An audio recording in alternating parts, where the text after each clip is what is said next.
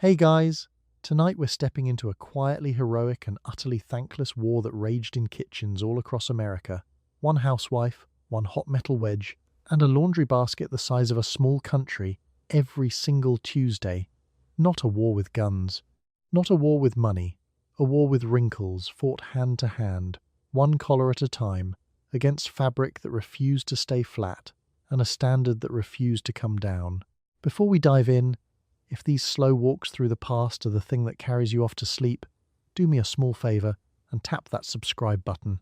It's free, it's quiet, and it costs you far less than a new Iron Right mangle. And down in the comments, let me know where you're listening from tonight, and whether anyone in your family still owns an iron they have actually plugged in this decade. And a genuine thank you to whoever suggested this one, you strange and wonderful person. Now, settle yourself in. Lower the lights, pull the blanket high, and give that ironing arm of yours a rest, because you're about to hear how much labour went into the smoothest shirt in the room. Have you ever wondered why your grandmother kept a basket of damp shirts in the refrigerator, right next to the milk? Why every handkerchief a grown man owned had to be pressed into a perfect little square? Who exactly decided that underwear needed ironing? What was in that starch? And why did the whole kitchen smell faintly sweet? How hot was too hot for nylon? And how did anyone find out the first time? And who, seriously, was ironing the bedsheets? Congratulations! You have landed, blinking, in a suburban American kitchen in the spring of 1955. It's Tuesday. The basket is full. Your husband owns 14 dress shirts and expects every one of them crisp. The iron weighs about as much as a bowling pin, and the ladies' magazine on the table has strong opinions about your collars. Good luck. You wake up on Tuesday already knowing what the day holds, because Tuesday is the day the iron comes out. Monday was the washing, today is the pressing, and there is no version of the week where the two swap places. The basket by the kitchen door is full to the rim. Somewhere in it is every shirt, sheet, and handkerchief the household produced since the last Tuesday, and every one of them is wrinkled into a shape that will not fix itself. You do not choose ironing day. Ironing day chooses you. The rhyme is older than you, older than your mother, older than the house itself. Wash on Monday, iron on Tuesday, mend on Wednesday, and on down through the week like a train timetable nobody remembers agreeing to. You inherited it fully assembled, along with approximately 40 other rules nobody bothered to write down. No one ever sat you down and explained why Tuesday and not Thursday. Tuesday simply is ironing day, the way water is wet, and to iron on a Wednesday would feel vaguely criminal, like arriving at church on a Saturday and demanding they start the service early. The basket, meanwhile, has been quietly filling itself all week. It is not a large basket by any honest measurement, but it holds a genuinely alarming amount of cloth, folded into itself with the density of a collapsed star. There are the shirts, obviously. There are the sheets. There are items at the bottom you have forgotten owning entirely. Small, soft mysteries that will reveal themselves around hour 4 as a pillowcase you are certain the dog had eaten. You look at it the way a general looks at a map. Ironing day is not a chore. It is a campaign. Not with despair exactly, with planning. Your neighbour, Mrs. Pruitt, claims she does her ironing on Monday nights, which the whole street regards as a form of showing off. She mentions it at the back fence, casually, pinning her own wash with a mouthful of clothespins, and everyone quietly resents her for it. Monday ironing, as though the rhyme were a mere suggestion, as though the week could be rearranged by anyone with the nerve to try. Here is what makes the whole thing utterly non-negotiable, and it is worth saying plainly, because it is the reason for everything that follows. The clothes will not stay flat on their own, not one of them. Cotton comes out of the wash looking like it lost a fistfight, and it will keep looking that way, permanently, until a hot iron and your own right arm personally convince it otherwise. There is no machine that does this while you sleep. There is no spray, no trick, no miracle fabric in 1955 that simply behaves. There is only the iron, the board, and you. So the day has a shape, and you know its whole arc before it starts. The morning is for the shirts, because your arm is freshest, and the shirts forgive nothing. The middle is for the flat things, the sheets and the cloths, when the rhythm has taken over and your mind can safely wander off somewhere. The late afternoon is for the small endless items, the handkerchiefs and the underthings, done half on instinct while a radio drama narrates somebody else's collapse in the background. It is, when you lay it end to end, a full working day, a shift. The kind of shift a man would be paid for and would then describe at dinner as though he had personally invented labour. You will not be paid for it. You will not describe it at dinner either, because at dinner you will already be doing the next thing on the list. You pour a second cup of coffee. You look at the basket. The basket looks back at you, wrinkled and patient and enormous, with the smug permanence of a debt no one intends to pay. You roll up your sleeves. It is a tough life, but someone has to press through it. You start ironing today, but the work actually began last night, standing over the basket with a bottle of warm water in your hand. The clothes came off Monday's line bone dry and stiff as cardboard, and dry cloth does not iron. It has to be damp first. So you shook water across every piece, flicking your wrist over the collars and the cuffs and the flat wide middles of the sheets, wetting them just enough. This is the part nobody sees. It is also the part that makes the rest possible. Let's talk about the tool, which is not really a tool at all. It is a soda bottle. An empty one, glass, probably a Coca-Cola bottle that held 6 honest ounces of something sweet before it was promoted, and into its neck you have jammed a cork fitted with a perforated metal cap. You bought the cap for a few cents at the 5 and dime, from the bin beside the clothespins, and it turns any bottle in the house into a large, reluctant salt shaker that dispenses water instead of salt. You fill it with warm water, because warm loosens the fibres better than cold, and you go down the basket piece by piece. The motion is a flick, a snap of the wrist, performed with the boredom of a blackjack dealer who has done it approximately 11,000 times, and a fine spray fans out across the cloth. Too little and the iron drags and the wrinkles openly laugh at you. Too much and the shirt is soaked and begins its slow journey towards smelling like a pond. The correct amount is a thing your hand knows and your brain could not explain if you offered it money. You could do it with your bare fingers instead, dipped in a bowl, flicking droplets over the wash like a priest at a very small and very damp baptism, the way your own mother always did. Your own mother swore by a whisk broom dipped in water and shaken hard across the pile.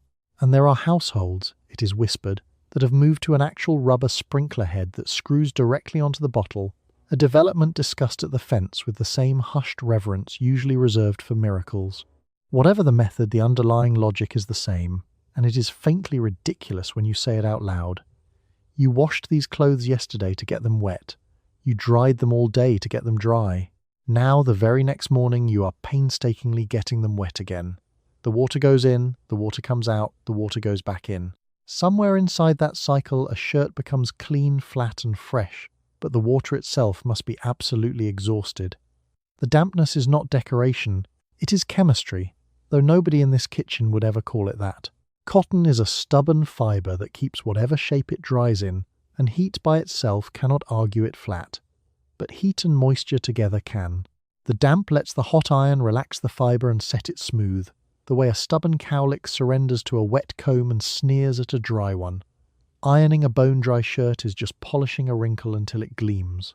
So last night you sprinkled the whole basket, every collar, every hem, every wide acre of sheet. It took the better part of an hour, standing in the dim kitchen after the children were down, snapping water off your wrist in the quiet. Nobody thanked you, because nobody knew. The family went to sleep believing that clothes simply become smooth on their own, the way they believe the refrigerator is always full and the floor is always swept. This is the invisible half of a visible chore. The ironing gets noticed. The sprinkling never does. You cap the bottle and set it on the windowsill. Tomorrow's version of you will be grateful, in the exact way you are grateful right now, to the woman who did this last night, who was also you, and who was also not thanked. After the water comes the rolling, because a sprinkled shirt left flat dries unevenly and irons badly in patches. You take each damp piece, fold it once, and roll it tight from one end to the other until it becomes a firm little cylinder of cloth. Then you stack the rolls against each other in the basket like cordwood. The point is to let the moisture spread through the whole fibre evenly, so that by morning the whole shirt is one consistent dampness instead of wet in stripes and dry in the corners. You do not sprinkle and then simply walk away, because a damp shirt left flat and open dries in blotches, soaked at the seams and crisp at the shoulders, which is somehow worse than useless. So each piece gets rolled, and the rolling has rules of its own. Fold once to a manageable width, roll from the collar down, snug and even, pressing the air out as you go, until the whole garment becomes a firm tube roughly the size of a rolled newspaper and roughly as heavy. Then it joins the others.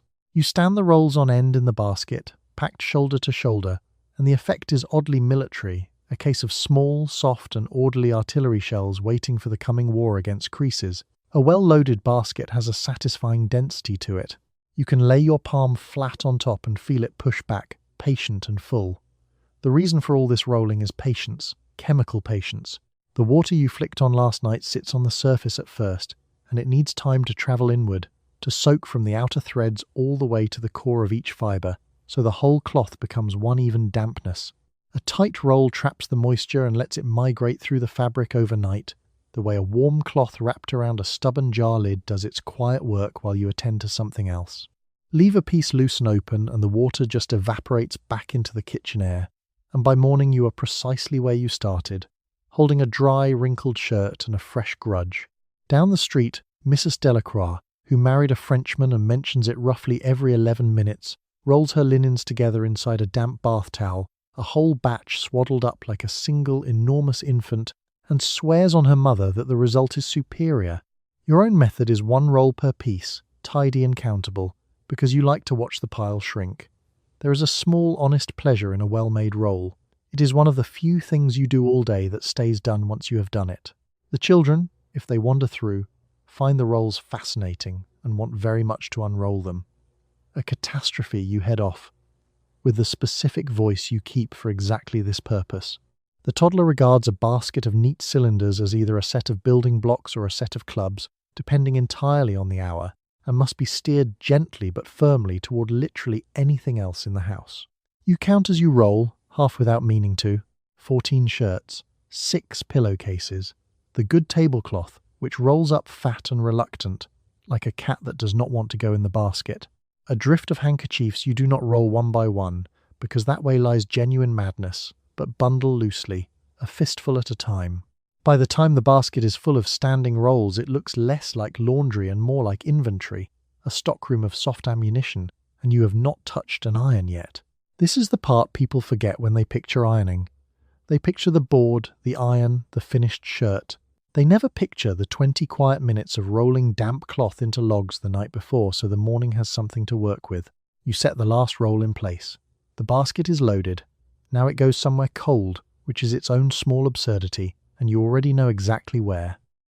You open the refrigerator, move the milk bottle aside, and slide in a dishpan of rolled damp laundry next to last night's pot roast. This is not strange to you. It is Tuesday's arithmetic. Damp cloth left in a warm kitchen overnight begins to sour and go musty within a day, and a soured shirt has to be washed all over again. Cold slows that down. So the shirts spend the night chilling beside the butter, waiting their turn, and you close the door on them without a second thought. It is, put plainly, the strangest thing in the refrigerator, and it is competing with a bowl of lime gelatin salad that has an entire hard-boiled egg suspended in it, for reasons the decade never fully explained. But the shirts have earned their place on the shelf, because the alternative is genuinely worse. Damp cotton is a warm, dark, patient invitation to mildew and sour bacteria, and a kitchen at room temperature is a luxury resort for exactly those guests. Warmth speeds the little organisms that turn damp cloth musty. Cold slows them to a crawl. Nobody in this kitchen would call that chemistry, but that is exactly what it is. So the refrigerator is not being whimsical here. It is a holding cell, keeping your sprinkled rolls in suspended animation until morning, so that when you unroll them at the board they come out evenly damp and sweetly neutral instead of evenly damp and faintly swamp-like. A soured shirt is not a small setback. It is back to the start of the line, back into the wash, back to Monday. And Monday is gone. The smell does not iron out. It bakes in, a permanent low note of pond, and no husband wants to spend 8 hours at the office quietly wearing yesterday's weather. So into the cold they go. Milk on one shelf, meat on another, menswear on a third. Mrs. Pruitt, whom you suspect of embellishing everything, claims her own mother once kept the family wash cold in winter by simply setting the basket out on the back porch and letting a hard Michigan January do the refrigerator's work for free. This is probably true, which is somehow more upsetting than if it were a lie. A whole climate, drafted into unpaid laundry service. You, lacking a dependable January, use the appliance. The refrigerator in 1955 is a proud thing, rounded, white and heavy as a bank safe, and it hums in the corner like it fully understands that it is the future. Betty Furness sells one exactly like it on the television with a smile that implies owning it is a small moral achievement. Nobody in that advertisement is using it to chill a dozen shirts. But the advertisement does not have to run your Tuesday, and you do. There is a strange intimacy to opening the icebox in the morning and finding your family's clothing resting quietly among the food, cool and firm and ready. The border between meal and wardrobe, in this house, is thinner than anyone would confess at a dinner party. Everything that needs to keeps in the same white box. The roast, for the body. The shirts, for the appearance. Both perishable. Both entirely your responsibility. You lift the dishpan out and the rolls are cold in your hands. A small mercy in July and a small cruelty in December. They have held their dampness perfectly. Not one of them has soured. The system, absurd as it sounds the moment you describe it to anyone born later, simply works. You set the pan on the counter to take the chill off while you make the starch. A shirt straight from the cold irons stiffly, sulking, so you grant it a few minutes to come back to itself. The kitchen fills with the ordinary clatter of a morning. The rolls sit and warm and wait their turn. Refrigerated menswear. It is one of 10,000 small procedures nobody ever bothered to write down. Handed mother to daughter. Absurd and functional and completely normal, right up until the day it suddenly wasn't.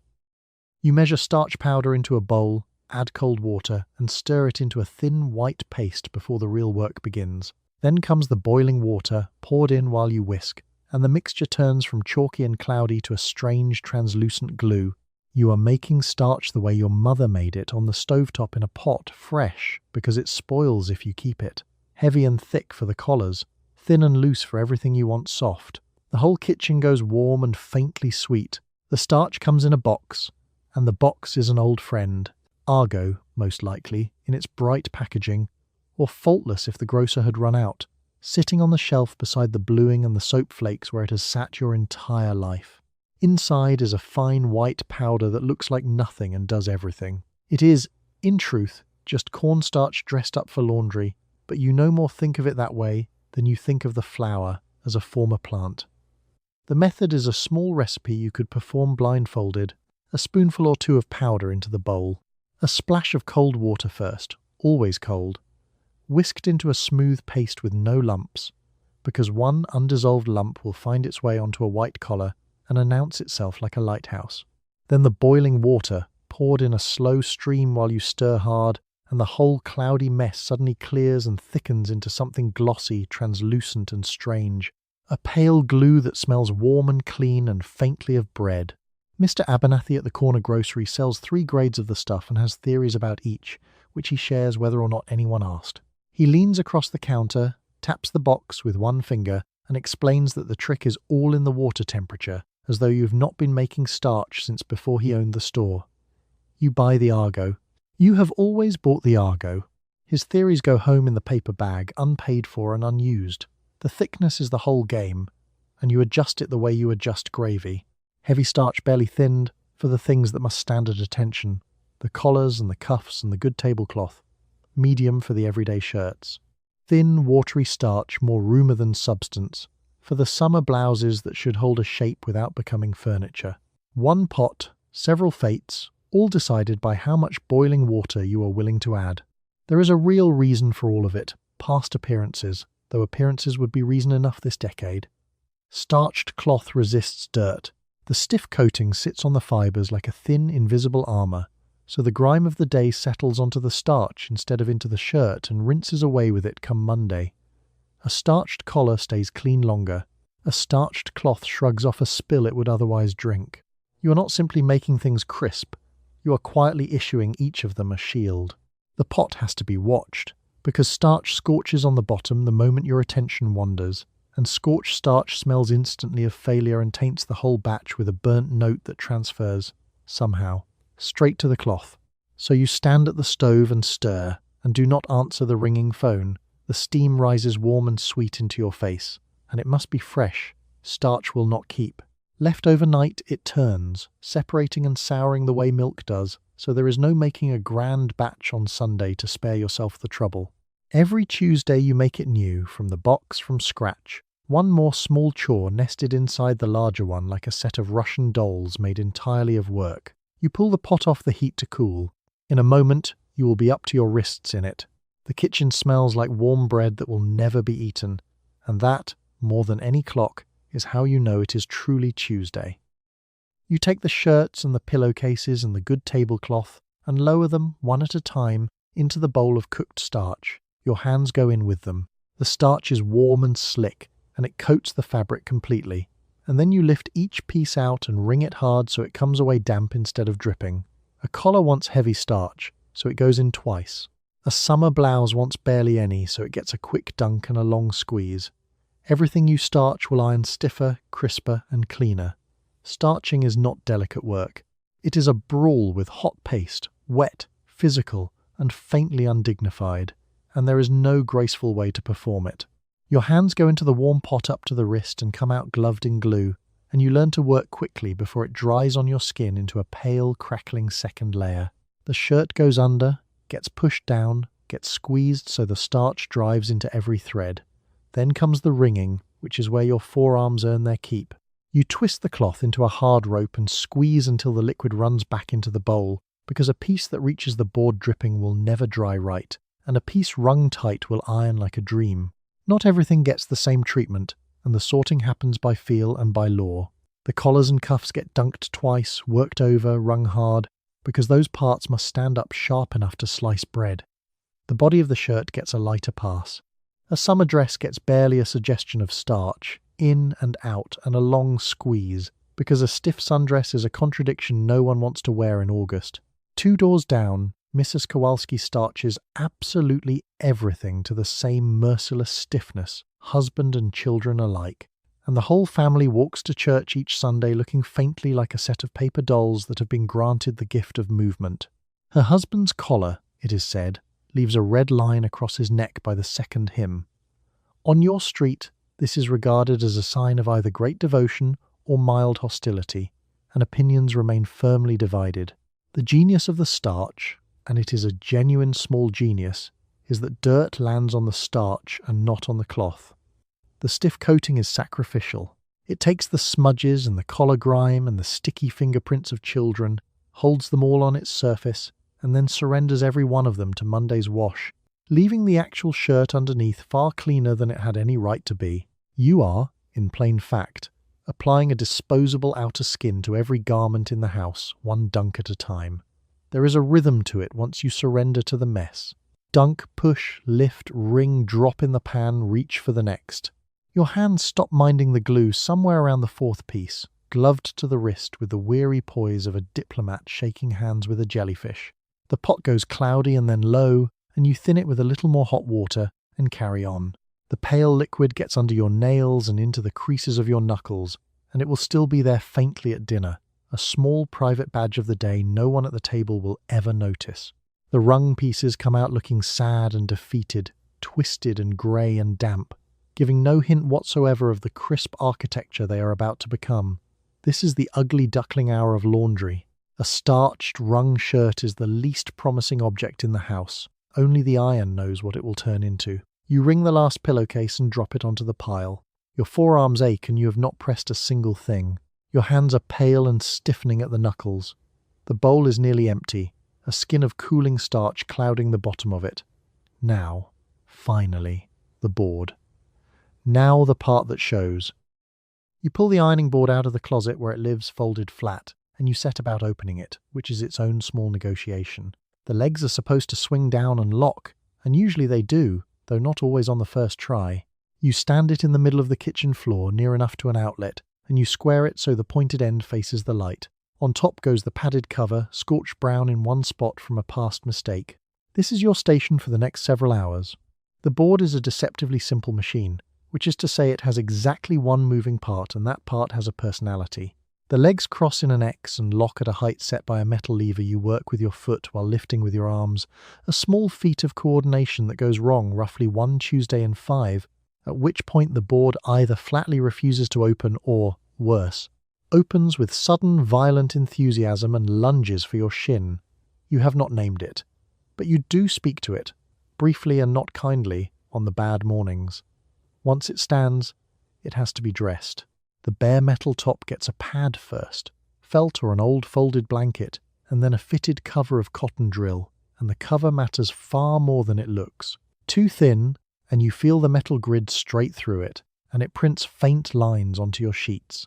Too thick and soft, and the iron has nothing firm to press against. The cover you own is worn to exactly the right give in the middle, a broken-in glove of a thing, and it carries one brown scorch mark near the wide end from an afternoon 3 years ago you would rather not discuss. The pointed end, the nose of the board, is the entire reason for its shape, and you turn it toward the window on purpose. That narrow tapering end is where the shirts go, slipped over it like a foot into a shoe, so you can iron around a garment instead of flattening it in half. Without the point, a shirt is just 2 layers of cloth crushed together into one sad sheet. With it, the shirt becomes a hollow 3-dimensional thing you can reach inside of. The board is not flat because someone forgot to finish building it. It is that shape for a reason, and the reason is shoulders. Mrs. Pruitt, naturally, owns one of the new adjustable models with a little rest at the end for parking the hot iron, and she raises the subject the way certain people raise the subject of a new automobile. Yours has no such rest. Yours has a small square of asbestos board that you set the iron on when you need both hands, which is constantly, and which you have learned to reach for without ever looking down. The height is set to your body, roughly at the hip, so you can lean your weight down into the work instead of pressing with your arm alone, because your arm will not survive 6 hours, and your body weight will. Get the height wrong and by noon your shoulders are lodging a very specific complaint. Get it right and you can lean and glide, and let simple gravity do a good share of the pressing for you. It is the whole difference between a manageable day and a punishing one, decided by a lever and about 2 inches. You give the board a firm shake to be certain the legs are truly locked, because a board that folds mid-iron with a hot appliance riding on it is a story your mother told you as a warning, and you have never once forgotten it. It holds. It is steady, level, and ready. You set the asbestos square at the wide end. You lay the first piece across the nose. The board waits under it, patient, faintly scorched, entirely yours until the daylight runs out. Everything from here happens on this one small padded field. You plug in the iron and immediately deal with the cord, because the cord is a problem that never fully goes away. It runs from the wall up to a hook or a spring holder above the board, so it dangles down to the iron from overhead instead of dragging across the fabric you just pressed.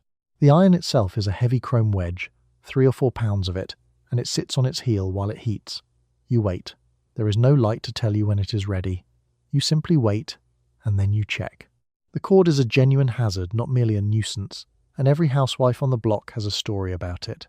It is thick, cloth-wrapped, and stiff with age, and if you let it lie along the board it will snake across a finished shirt and press a fresh wrinkle into the exact panel you just spent 2 full minutes smoothing. Or worse, it will drag its warm self over a clean white collar and leave a grey smudge from a decade of accumulated kitchen. So it goes up and over, onto a hook screwed into the wall or a little spring-loaded arm that holds it aloft, and it hangs down to meet the iron like a vine that has learned a trade. The iron itself is a serious object, 3 or 4 pounds of chrome-plated steel with a smooth flat and heavy sole and a black handle, and it has real heft, the kind you feel in your wrist inside the first 10 minutes and in your shoulder by the first hour. You do not so much lift it as manage its weight, guiding it down and forward and letting its own mass do the pressing. A light iron would be perfectly useless. The weight is the entire point. The weight is what flattens the fibre. Your arm is only there to steer. There is no indicator light on this model, no reassuring little glow to say the thing is ready, because that particular luxury has not reached your kitchen yet. So the iron heats blind, warming with the patience of a machine. You plug it in and it simply grows hotter and hotter for as long as it stays connected, with no thermostat on the older ones to say enough is enough, which means a forgotten iron does not politely idle. It climbs. It keeps climbing. It will scorch its own cover if you leave the room and lose the thread of time, and it has been known to raise a smell that empties a kitchen in seconds. Mr. Voss, the appliance man who comes around the neighbourhood, swears the newest irons carry a dial that holds the heat steady at a fabric of your choosing, cotton or wool or silk, and he demonstrates it on the porch with the pride of a man showing off a trained animal. You have seen it work. You have also seen the price on the tag.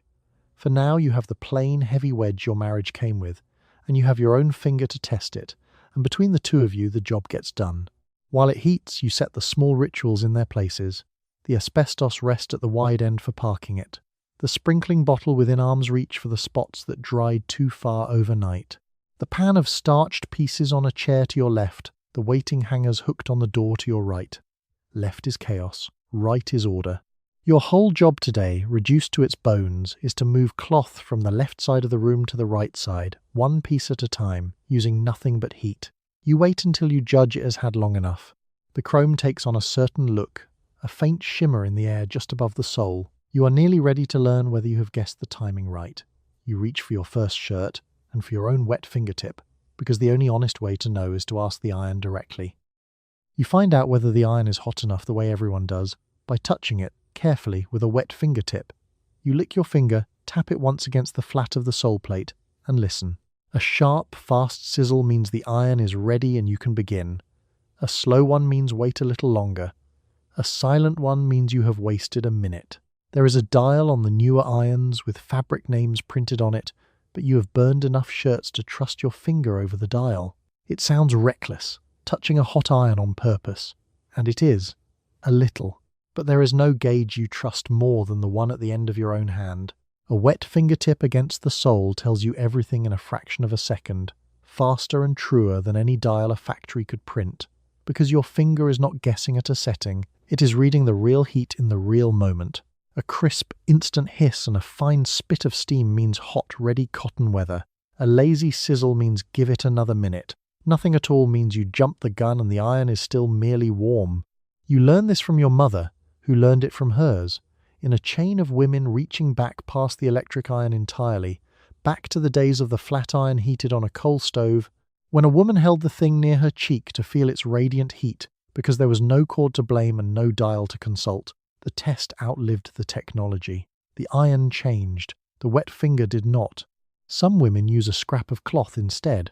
A test rag. They touch the iron to first, watching for a scorch. Some flick a single drop of water onto the sole, and read how fast it dances and vanishes.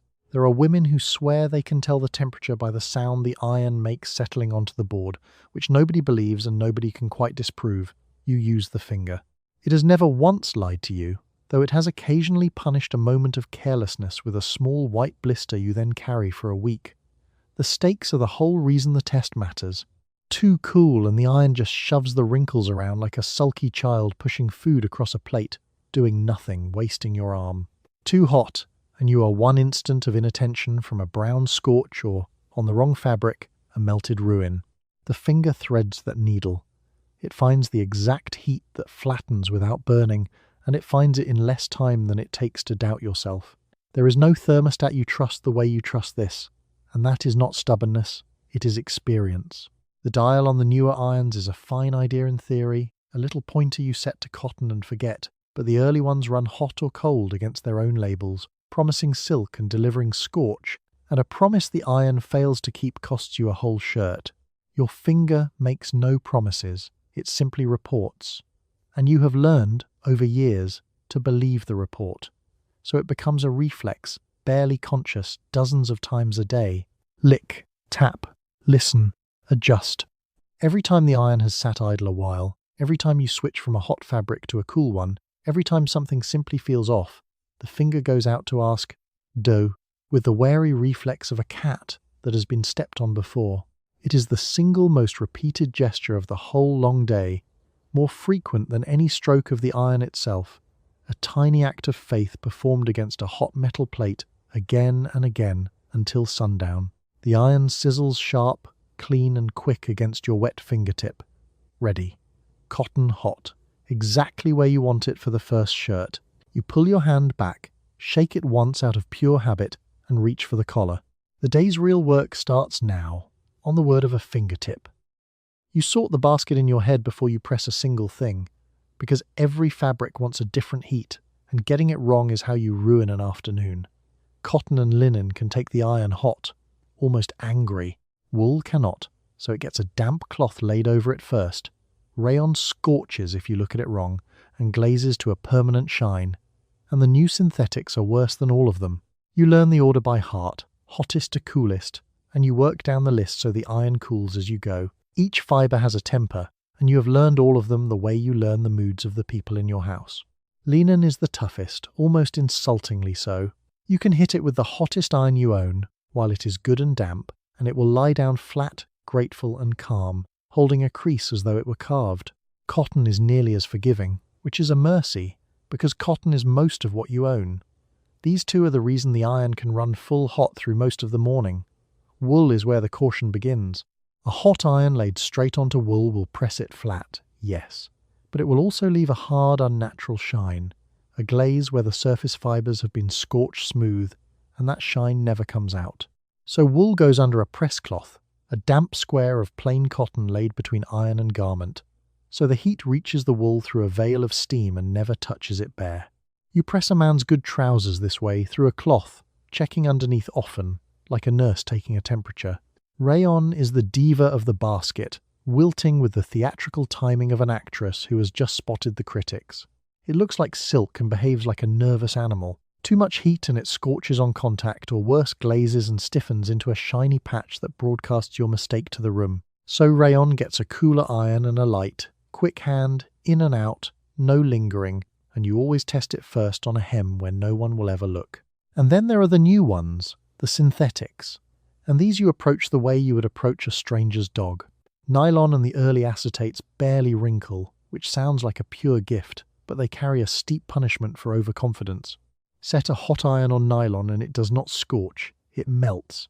It goes soft, then liquid, then welds itself to the sole of your iron in a hard shining smear that ruins the garment and then, out of spite, ruins the next three things you press until you have scoured the sole clean again. Miss Vaughan, the young bride down the block, learned this on a nylon nightgown and declines to discuss it.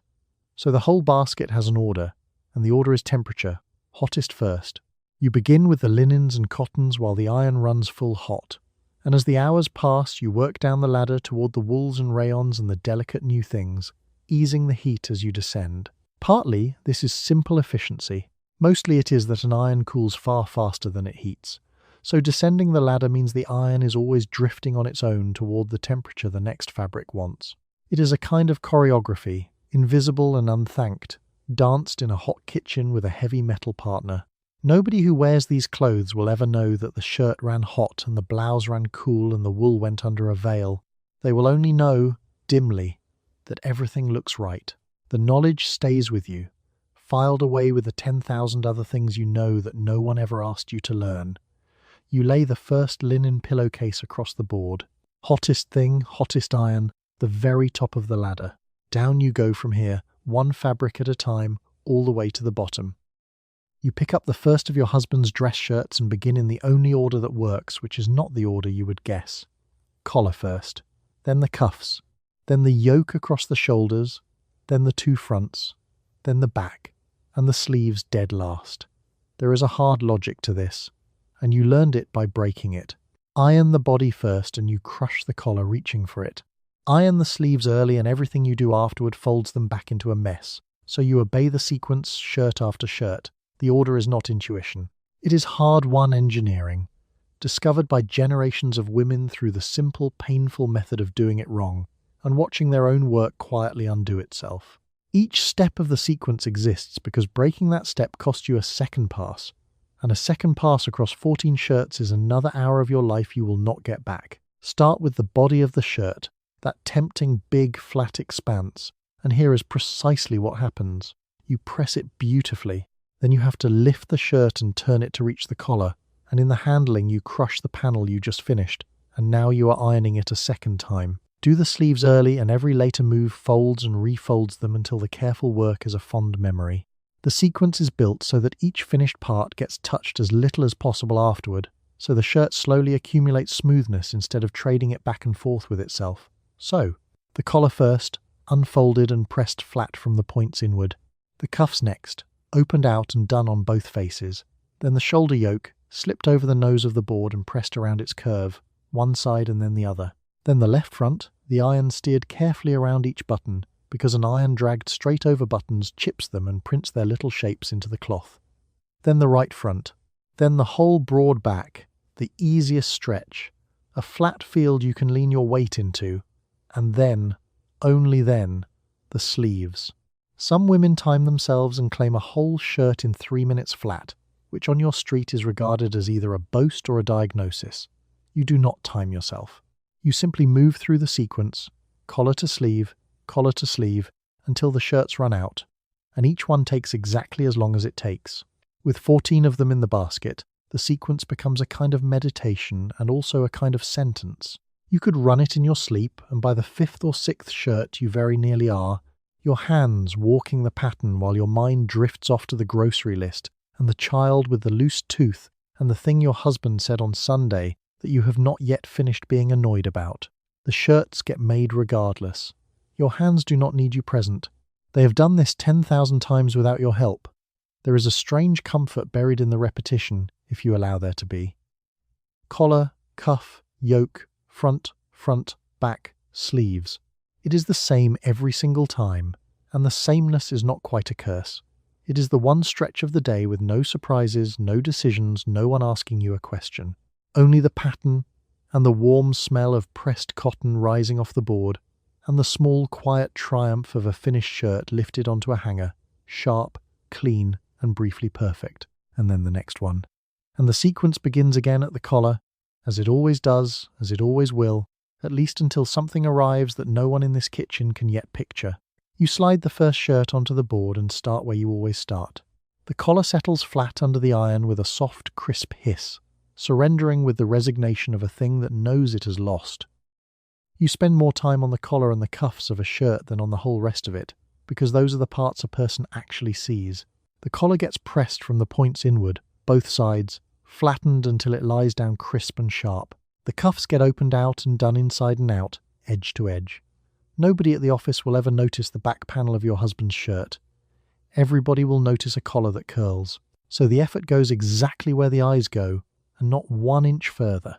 This is where the effort concentrates, wildly out of proportion to the surface area, because the collar and cuffs are perhaps 1/10 of the shirt and take fully half your time. It is not an accident. It is a cold calculation about eyes. Nobody who meets your husband will ever audit the flat of his back. Everybody will see his collar sitting at his throat and his cuffs riding at his wrists, and so those 2 small regions carry the entire public verdict on the shirt, and you press them accordingly. The collar gets treated like a small independent project. You unfold it, lay it flat, and press it from the points inward, both sides, driving out every last wrinkle, because a collar wrinkle sits directly under a man's chin, where the whole world reads it at conversation distance. Then you shape it, easing it into the gentle fold it will hold all day, sharp along the crease but never cracked. A good collar stands crisp and lies obedient. A bad one curls up at the points by noon like a leaf drying in the sun, and a curled collar point is, in the strict grammar of this decade, practically a public cry for help. The cuffs get the same devotion.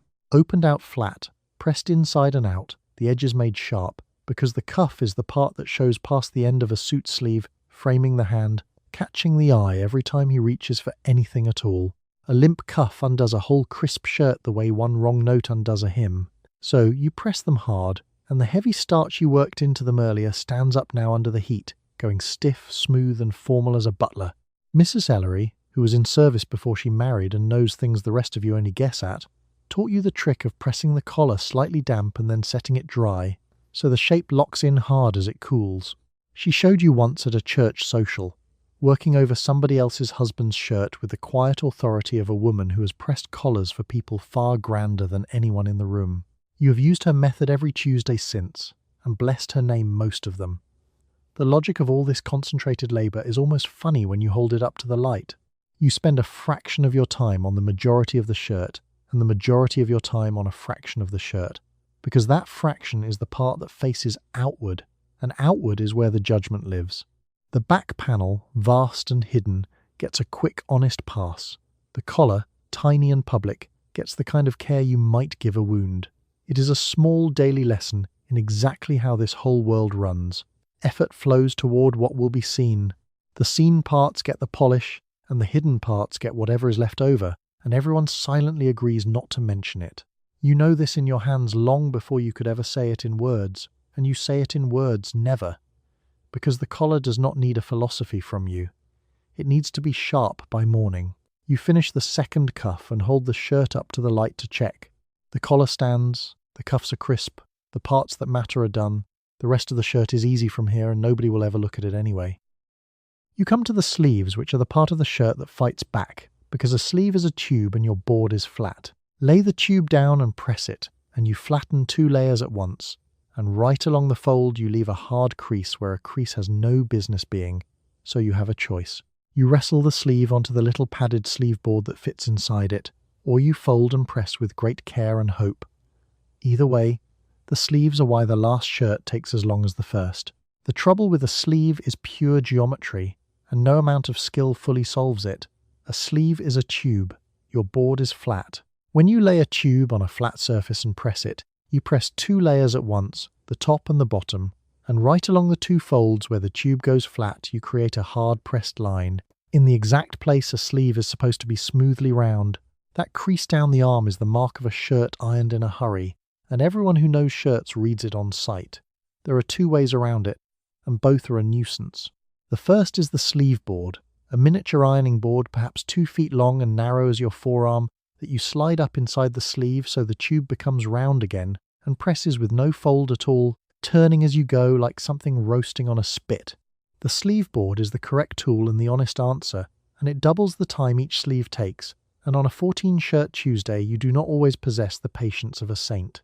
The second way is to fold the sleeve flat but with real intention, lining the seam up just so, and press only lightly along the fold, so the crease, if it must exist at all, at least lands exactly where the seam already runs and hides itself there.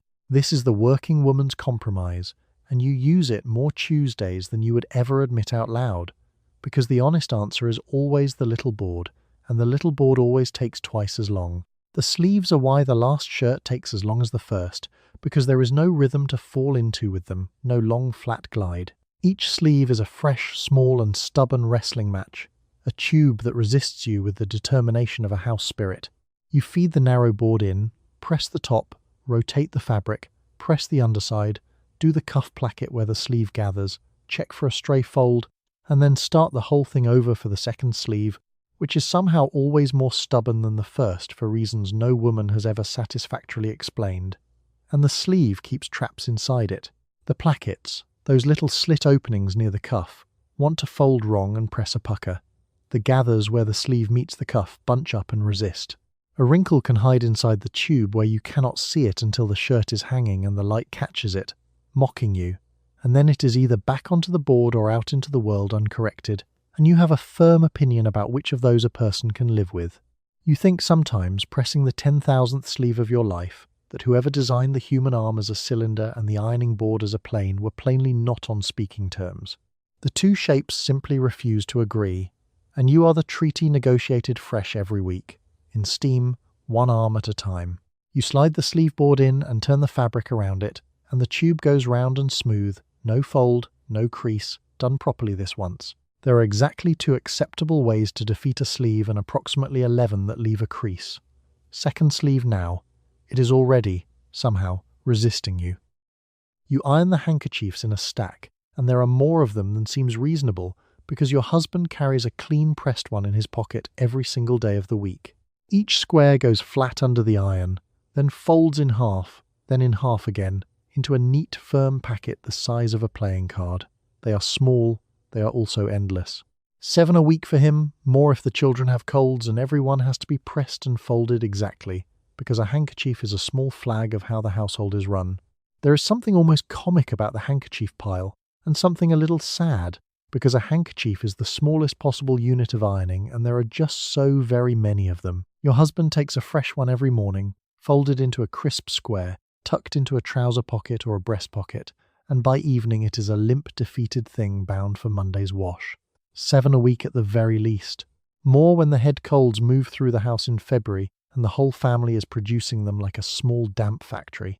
Each one is a scrap of cotton, perhaps a foot square, and each one gets the full treatment anyway, because a handkerchief is a strange little billboard. A man pulls it out in public, at a lunch counter, in a meeting, at a funeral, and its condition is read in that single instant.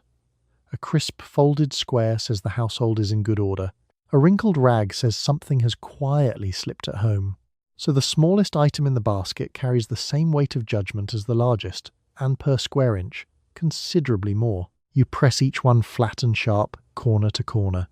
Then the folding, which is a small architecture all its own. In half, and in half again, into a neat firm packet the size of a playing card, or into a triangle for the breast pocket, corners aligned, edges knife straight. You build a little stack of them, one atop the next, a small tower of perfect white squares that looks, when you are done, weirdly satisfying, like a bakery display of something you are not allowed to eat. The children's handkerchiefs go into the pile too, smaller still, and the good ones with the embroidered corners that came down from your own mother and only come out for church. Miss Vaughan, the young bride, irons her husband's handkerchiefs into such elaborate folds that he reportedly cannot bear to unfold one and blow his nose, which rather defeats the purpose, so he carries a second, uglier handkerchief for actual use and the pretty one purely for display. On your street this is considered either the height of romance or a clear early warning. The sheer arithmetic of it is what gets you. Not the difficulty, because a handkerchief is easy. The easiest thing in the basket by a mile. It is the number. You could press 1 in your sleep, and effectively you do, your hands folding while your eyes have already moved to the next. But there are dozens, and each dozen is another small stack. And the small stacks eat a surprising slice of the afternoon precisely because they feel like nothing and quietly add up to something. It is the underappreciated law of the whole day, really. The big things look like the work, the sheets and the shirts, but it is the endless small things that truly consume you. The handkerchiefs and the pillowcases and the napkins, each one trivial, all of them together a mountain. Nobody ever thanks a woman for a well-pressed handkerchief. Nobody notices it at all, which is precisely the point, because you only ever notice a handkerchief when it has gone wrong. You fold the last one into its neat white square and set it on top of the tower. The stack is absurd, perfect, and exactly as tall as your husband's week. You will do this again next Tuesday, and the Tuesday after, more or less forever, or at least until something changes. You face the bed linen and brace yourself, because a bedsheet is the single largest flat thing you will iron all day and it does not cooperate. You fold it down to a manageable size, press one panel, shift it along the board, press the next, and keep going until the whole enormous field of cotton has passed under the iron.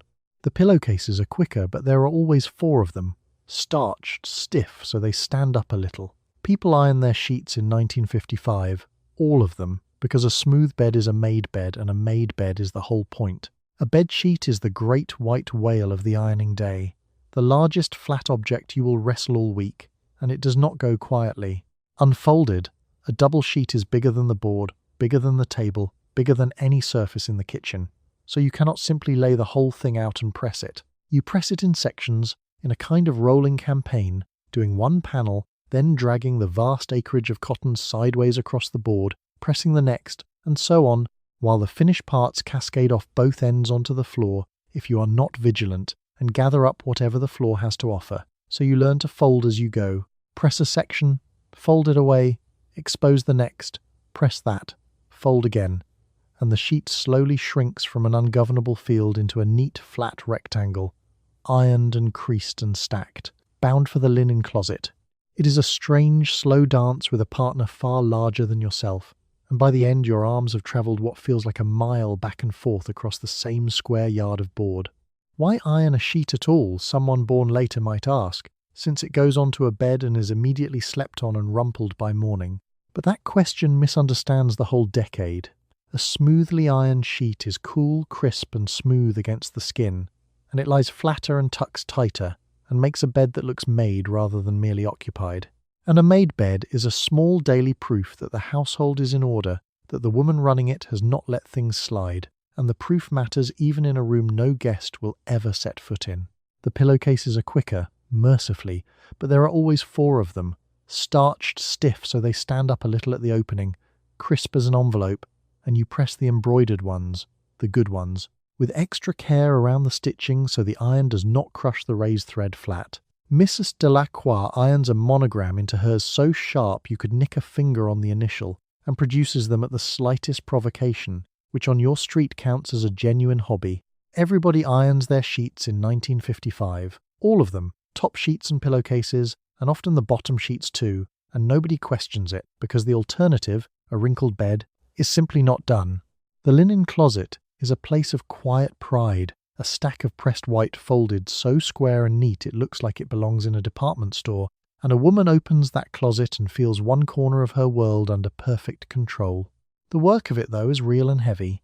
A sheet is a great deal of cotton, and pressing it hot and damp is a great deal of steam and leaning and dragging weight across the board, and by the time the sheets are done, your lower back has filed a formal written complaint, and the whole kitchen hangs humid as a laundry.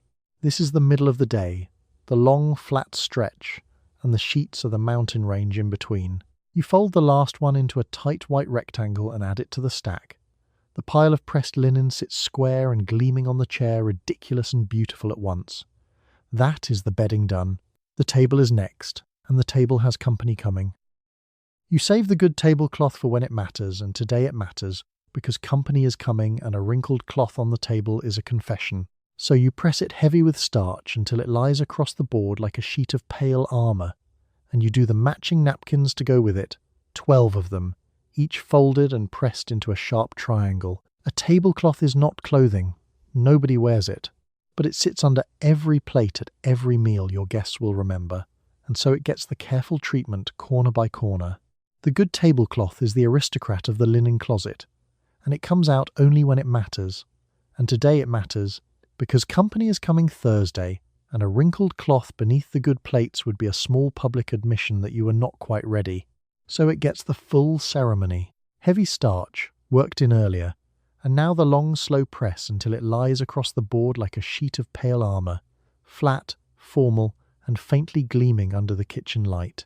A tablecloth is, in the plainest terms, a sheet with social ambitions. Same broad flat acreage, same section-by-section campaign across a board too small to hold it, same folding as you go. But the stakes feel higher, because a tablecloth performs.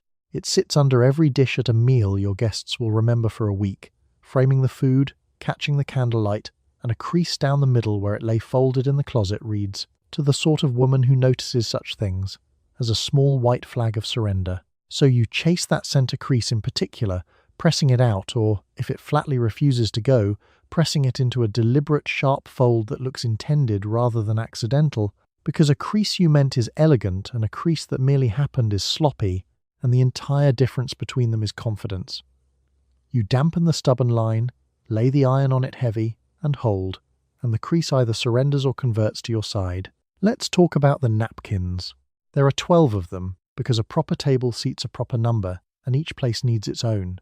12 squares, each starched and pressed and folded into a sharp triangle or a neat rectangle, stacked into a pile so crisp it very nearly clicks, folded with the grim devotion of a woman diffusing a very small bomb. Folding napkins is a small pleasure after the vast sheets, precise and quick, and you fall into it gratefully, corner to corner, 12 identical little tents of white.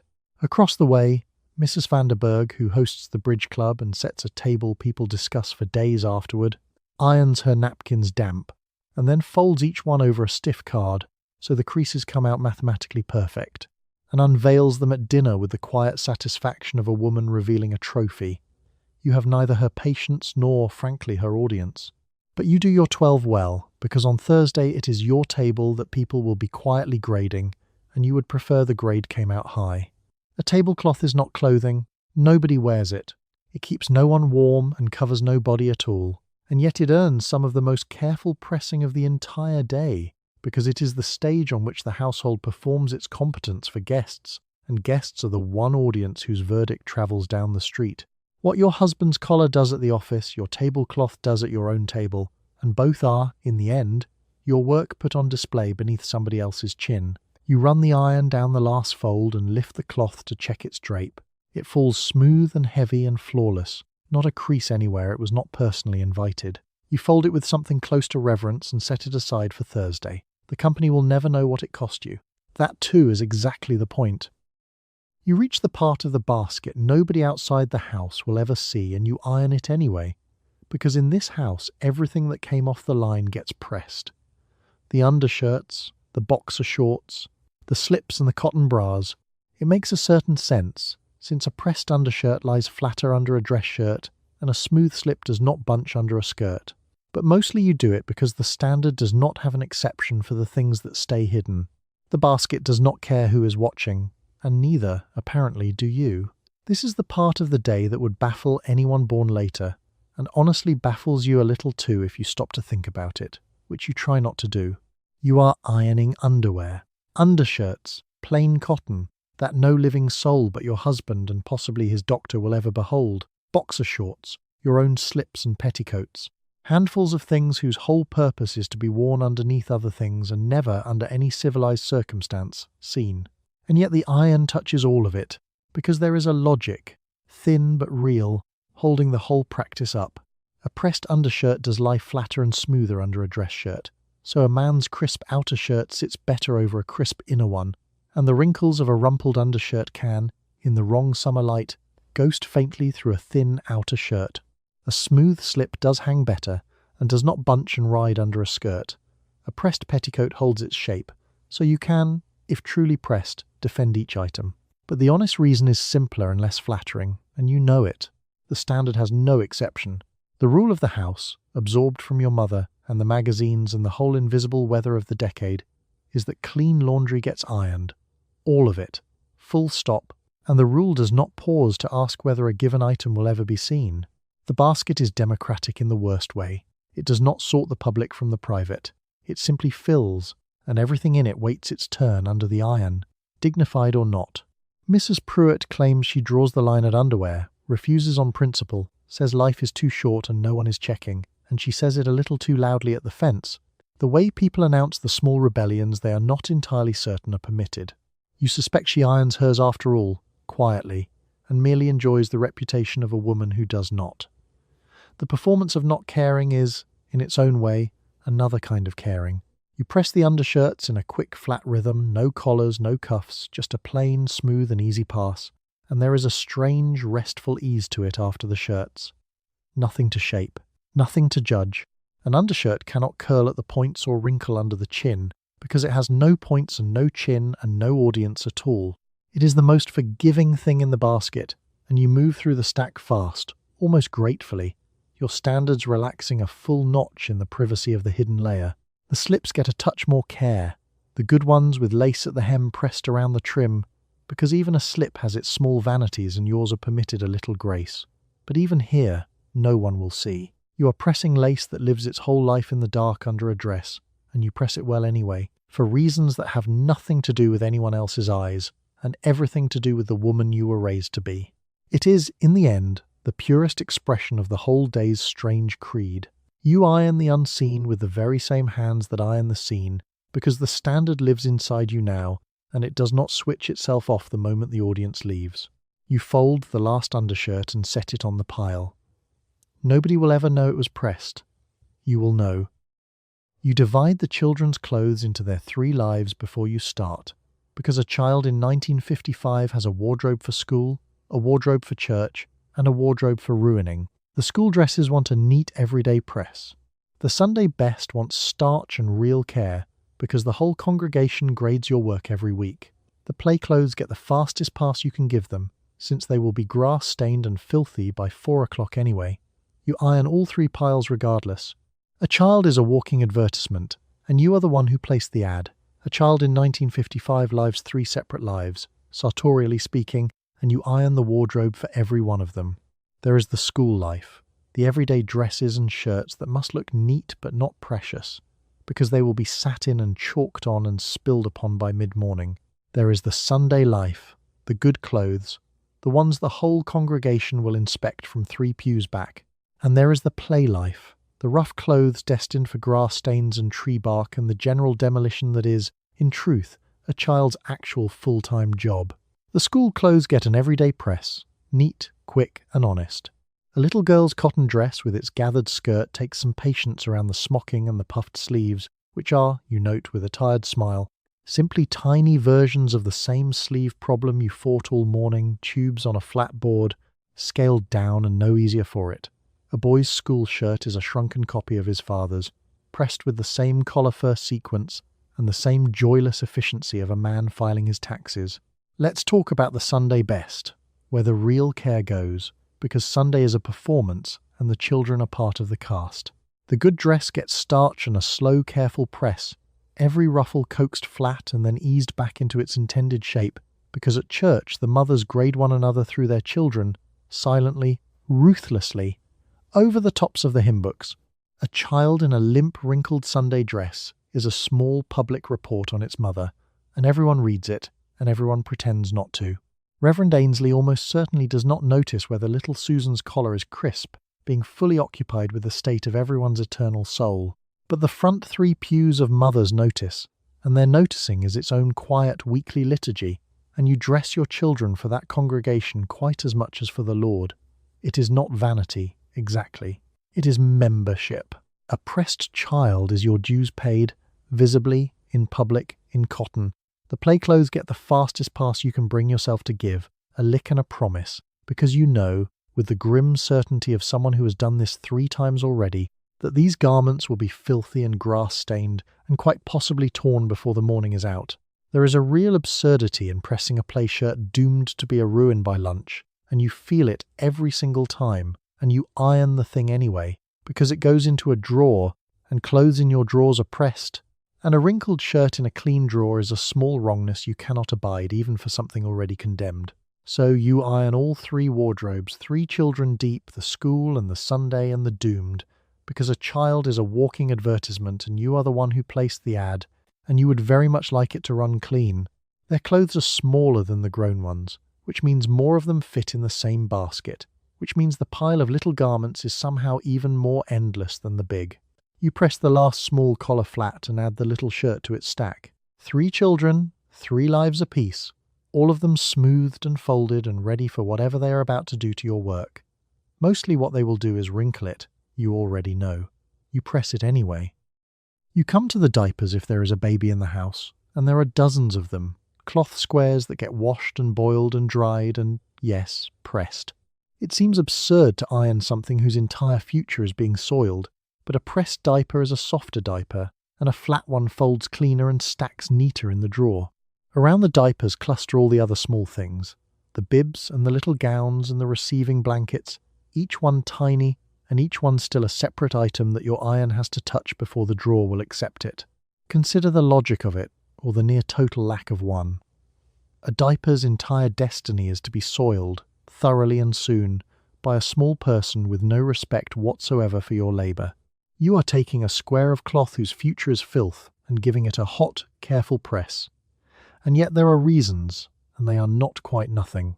A pressed diaper is a softer diaper, the heat and steam relaxing the boiled stiff cotton back into something gentle against a baby's skin. A flat diaper folds cleaner and stacks neater and pins truer. On a rough week you fold approximately 40 of them, which is not, sadly, a figure of speech. And the heat of the iron is one more small assurance against anything the wash might have left behind, a final scald of cleanliness on cloth that will sit against the most delicate skin in the house. So the diapers get pressed, and quickly, in a flat, efficient rhythm, no shaping, no fuss, just a hot, smooth pass and a fold. You fold each one into the long thirds the pins will want later, so the drawer holds a tidy deck of them ready for a change in the dead of night, when nobody in the house has patience for geometry. It is oddly soothing after the shirts, mindless and warm, the work going by with the ease of a lullaby, a whole soft stack of clean cotton growing under your hands with nothing to judge and nothing whatsoever to get wrong. Around the diapers cluster all the other tiny things, the whole miniature economy of the baby. The bibs, each one pressed flat around its little ties. The nightgowns, small as doll clothes. The receiving blankets. The impossibly little socks, which you do not iron, because there are limits even here, but which migrate through the basket, losing their partners at a rate that seems to defy physics. Little Eleanor, the baby, will outgrow every one of these things within a season, which means you are pressing garments with a shorter working life than the very starch that stiffens them, and you do it with the same care regardless. Mrs. Kowalski, who has 5 children and a 6th on the way, keeps diapers going in a more or less continuous cycle, a river of white cotton that never fully stops, washed and boiled and dried and pressed and soiled and washed again in an endless loop that has, by her own cheerful account, not once paused in 11 years. She irons them in enormous batches, standing at the board with the deep patience of a woman who long ago made her peace with a task that will plainly outlast the decade. The small things, the baby things, are where the day feels most like tending and least like labor, and you soften a little over them despite yourself. There is a real tenderness in pressing something that small, in smoothing a gown that will soon hold a person who cannot yet hold up their own head. And even a woman 6 hours deep into a hated chore is not, it turns out, made entirely of stone. You fold the last warm diaper into the stack and pat it square. A small, soft mountain of cotton, gloriously pointless, useless, and perfect, ready for a baby who will destroy it by nightfall. You would not have it any other way, which is easily the strangest fact in the whole strange day. You leave the iron flat on the cloth for 1 second too long, because the phone rang or the baby cried, and when you look back there is a mark. It is brown. It is shaped exactly like the point of the iron, and it is burned into the front of a shirt you had almost finished. Now you have a decision to make, and none of the options are good. A light scorch might wash out, maybe, with luck. A dark one has ended the shirt. This is why you cannot walk away, and why the whole day demands your eyes and not just your hands. There it is, the mark. You left the iron flat and still for one breath too long, pulled away by the ringing phone or the baby's cry or your own tired mind wandering off somewhere, and by the time your eyes come back to the board the damage is already done, permanent and irreversible. Brown, shaped exactly like the nose of the iron, a perfect little scorched footprint, pressed into the front panel of a shirt you had all but finished. Your stomach drops in a way that seems out of all proportion to a shirt, and yet is not, because that shirt is an hour of your morning and $1 of the household's money, and one more small entry in the invisible ledger you are quietly graded on. A scorch is not a wrinkle is a delay. A scorch is a death, and you know in the instant you see it whether this particular patient can be saved. So you go to work on it fast, because a fresh light scorch has a fighting chance, and an old set one does not. You dampen it and rub, gently, with a clean cloth. You try the old remedies, the ones handed woman to woman like folk medicine, a little cool water, a rub with a cut onion, which some swear by with real conviction, a dab of peroxide on the whites laid out in the sun. Sometimes, on a light scorch caught early, one of these lifts the brown just enough to pass, and you exhale reprieved. But a deep scorch, a real one, is the fabric itself burned, the fibres charred brown all the way through, and no onion on earth brings that back. That shirt is finished as a dress shirt. It might live on, demoted as a work shirt for the garden or get cut down for rags, or, if the burn is small and low, get patched or hidden beneath a vest and quietly kept in service. A small scar in the wardrobe that only you will ever know about. The household budget does not stretch to simply discarding a shirt, so a scorch becomes a small, ongoing secret between you and the ironing board. This is the whole reason you cannot walk away, and the reason ironing eats a full standing day instead of getting done in stolen minutes. The iron is not a safe tool you can leave alone. It is a hot metal weight that turns destructive the very second your attention lapses, and it demands your eyes as much as your hands, every minute, for hours on end. You may let your mind wander off to the grocery list. You may not let your eyes leave the soul for more than a beat. Mrs. Ellery, who almost never errs at anything, once scorched the wedding tablecloth of a woman she was helping decades ago now, and she speaks of it still, rarely, in the low tone people reserve for a genuine tragedy. Everyone has one. The scorch you did not save, the good thing you ruined in a single distracted instant. It sits in the memory with a weight the 1,000 successful shirts never earn, because a woman remembers the ones she burned. You get the brown down to a faint shadow, low on the panel where a waistband might cover it. Saved, more or less. Reprieved, this time. You set the iron back on its rest, deliberately, and you do not look away from it again for a good long while. You fill the steam iron from a bottle of distilled water, not the tap, and you do it for a reason you learned the hard way. The steam iron holds water inside it and pushes it out as vapour through little holes in the sole plate, dampening the cloth as you press so you sprinkle a little less. But ordinary tap water leaves minerals behind, and minerals clog the holes, and a clogged iron does something unforgivable. It waits until you are pressing a clean white shirt, and then it spits a thin brown thread of rust straight onto the front. The steam iron is the new thing, or new enough, and it is genuinely a small miracle when it behaves. Instead of relying entirely on your sprinkling, the iron carries its own reservoir of water in its belly and pushes steam out through a pattern of little holes in the sole, dampening the cloth exactly where and when you press. It means less sprinkling, fewer dried out patches, a shirt that stays evenly moist under the iron. Sunbeam makes a good one, so does Procter. The appliance advertisements promise it will change your life, and for once the advertisement is not entirely lying. But the steam iron has a temper, and its temper lives in the water you feed it. You fill it from a bottle of distilled water, bought specially, kept under the sink, and you do this for a reason learned the hard and humiliating way.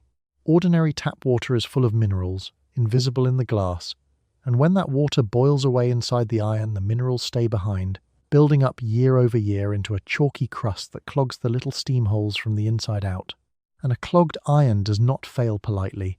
It fails at the worst possible moment with a flourish, out of what feels like genuine personal malice.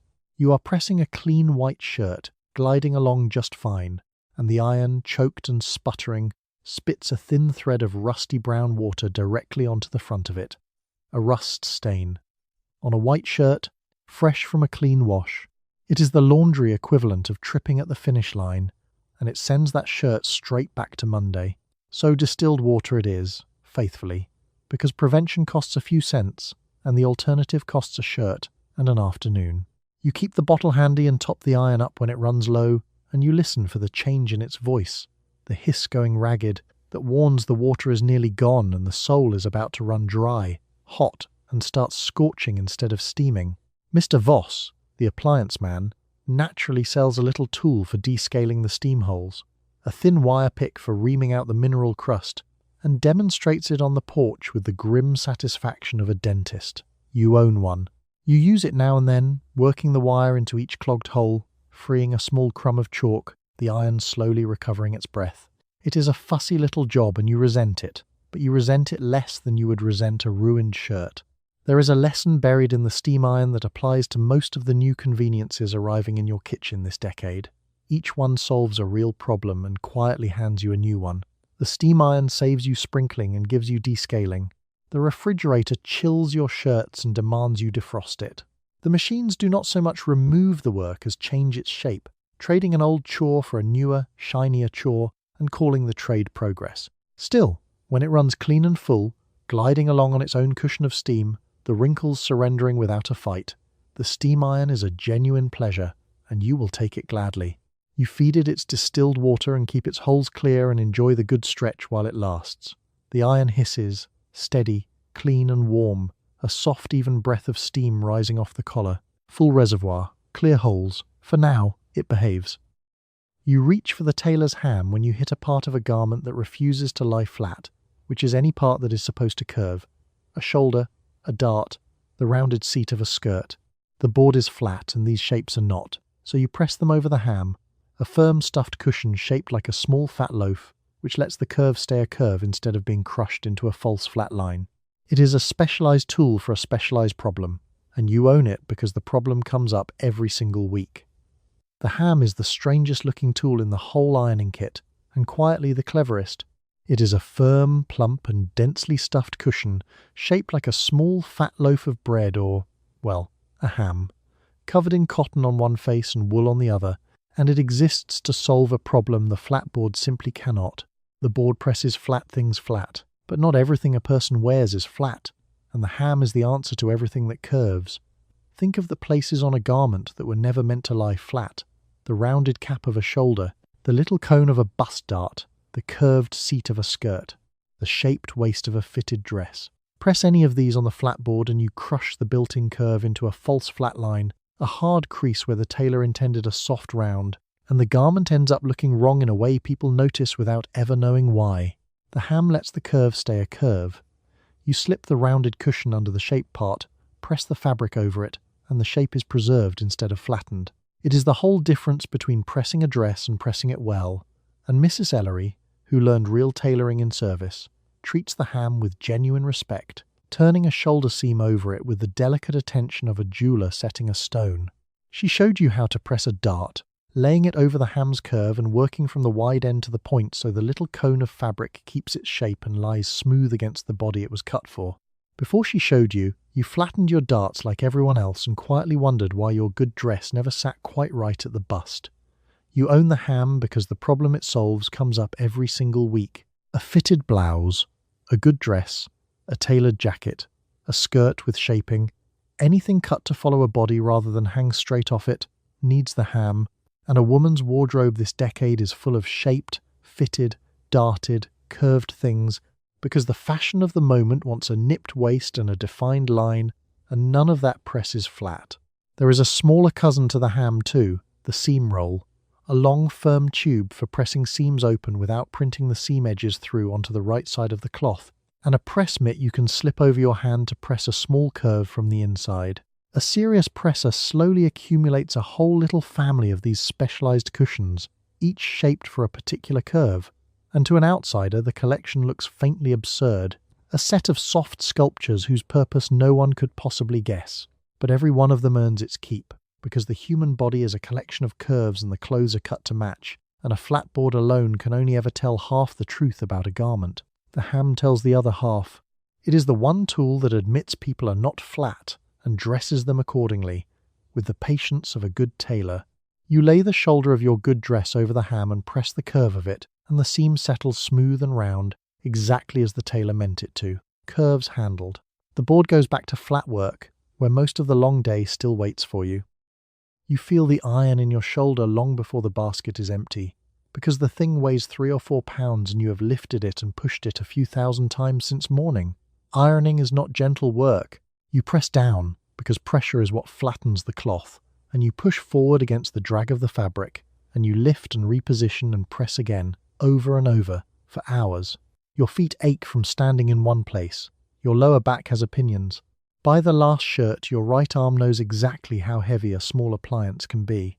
By the third hour, the iron has stopped being a tool and started being a weight, and your body keeps the tally your mind is trying to ignore. 3 or 4 pounds does not sound like much. Pick it up, press it down, push it forward, lift it, reposition it, and press again, a few thousand times between breakfast and dusk, and the arithmetic turns hard against you.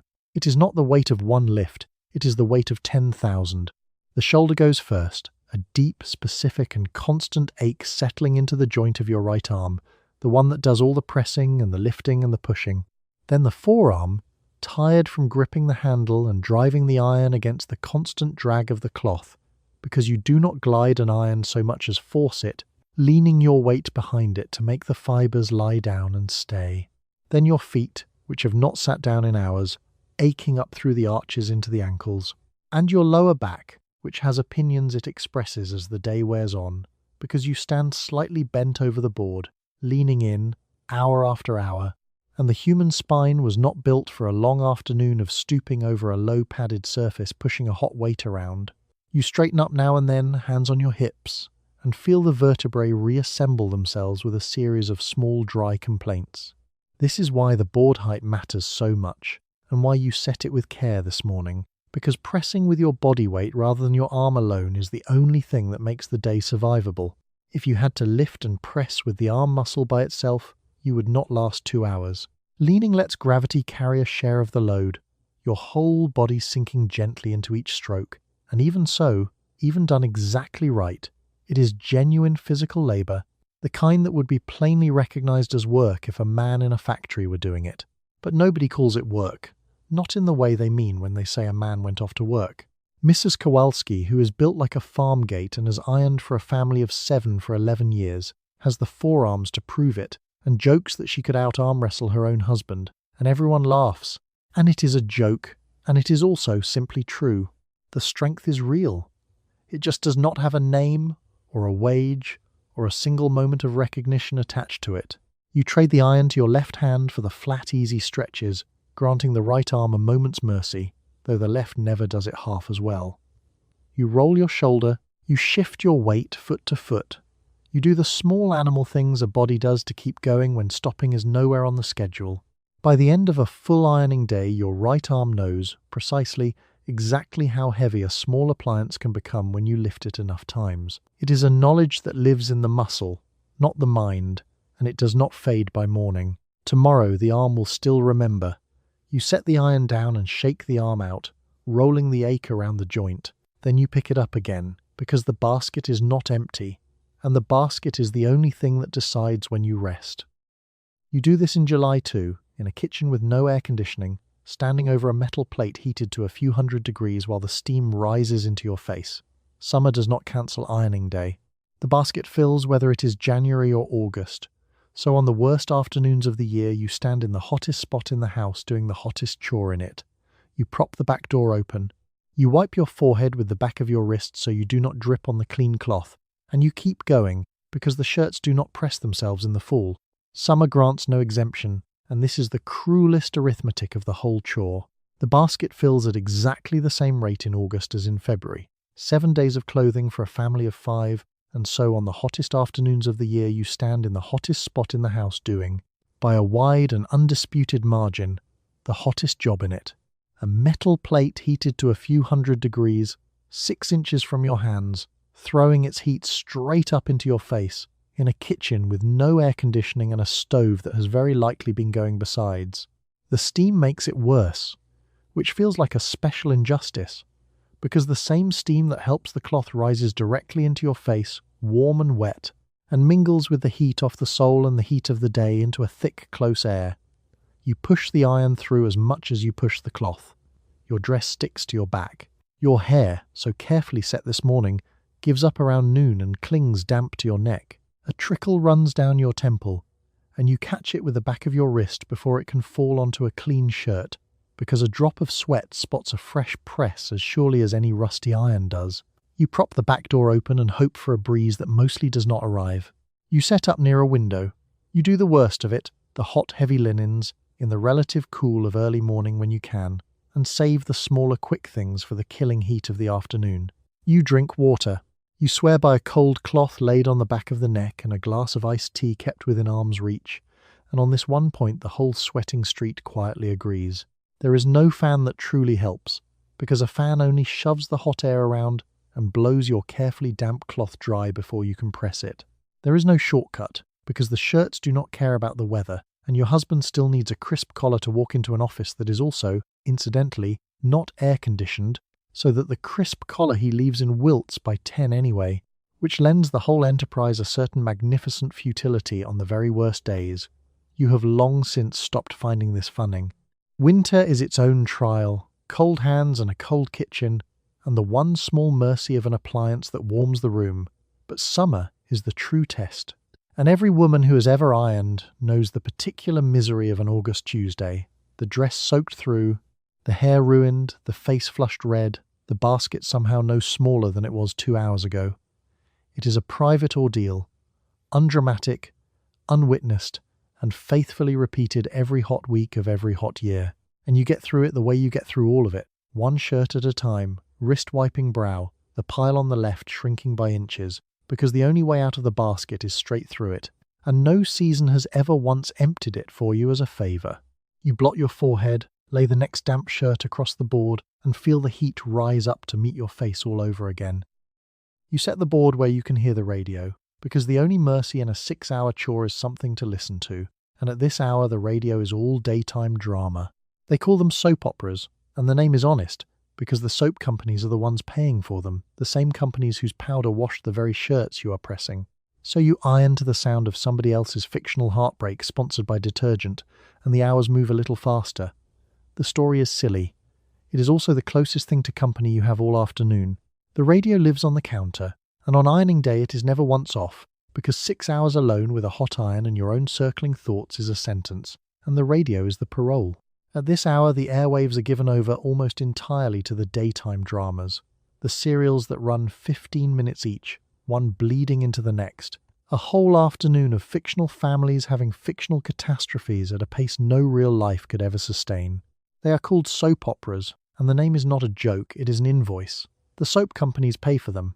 Procter & Gamble, Colgate, Lever Brothers, the very firms whose powders and flakes washed the shirts now steaming under your iron, sponsor these programs wholesale, weaving their detergents into the story and the advertisements between, so the entire genre is essentially a 6-hour commercial for the products of your own drudgery, performed as melodrama. You are being sold soap while you use it. It is a closed loop of remarkable efficiency, and nobody involved finds it the least bit strange. But you do not tune in for the sponsors, you tune in for the company. The voices fill the kitchen, and Stella Dallas suffers nobly, and the organ swells, and somebody's long-lost brother, returns from the presumed dead for the third time this year, and it is all silly, absurd, and ridiculous, and it makes the hours move. Your hands run the shirts with the autopilot of a machine that no longer needs you. Your ears follow the story. The two halves of you split the labour between them, and the afternoon that would otherwise crawl instead unspools. Over the back fence, Mrs. Pruitt, who does not miss an episode of anything, can recap 3 separate storylines across the back fence at a speed suggesting she has been taking notes. And the women of the street trade developments the way men trade baseball scores, seriously, with real investment in people who do not exist. It is a shared world laid over the private drudgery, so that a dozen women ironing alone in a dozen separate kitchens are, in a strange way, together, listening to the same heartbreak at the same hour. Later in the decade, the television will arrive and rearrange things, and you will iron in front of the moving picture instead of the voice, half watching, glancing up at the good parts. And the dramas will make the same leap, following their soap sponsors from the radio to the screen without missing a single tear. But the function stays exactly the same. The machine in the corner tells a story, and the story keeps you at the board. There is something almost tender about it, when you stop to notice, which you rarely do. A woman alone in a kitchen, doing invisible work no one will thank her for, kept company by a melodrama paid for by the makers of the soap she is pressing out of her family's shirts. The whole small economy of her day, closed in a loop and set to organ music. The story is silly, you would be the first to say so. It is also, for these long hours, the nearest thing to conversation you will have, and you are grateful for it in a way you would never once announce. The organ swells toward a commercial. You reach for the next shirt without looking, your hands already knowing the way, half in the story and half in the steam. You sit down to iron if you are lucky enough to own a mangle, which is the one machine that lets you press with your weight off your feet. It is a big, heavy appliance, the size of a small desk, with a padded roller and a hot curved shoe, and you feed the flat things into it, the sheets and the pillowcases and the tablecloths, guiding the cloth with both hands while your knees work the pedals that lower the shoe. It does in minutes what the hand iron does in an hour. For flat work, it is the closest thing to freedom the decade offers. The mangle is the aristocrat of laundry machines, and if you are lucky enough to own one, it is the single best thing that has happened to your Tuesday. It is a large appliance, the size of a small desk, with a long padded roller and a hinged, heated metal shoe curved to match it, and you operate the whole thing sitting down, in a chair, which feels like an almost sinful luxury. Here is how it works its magic.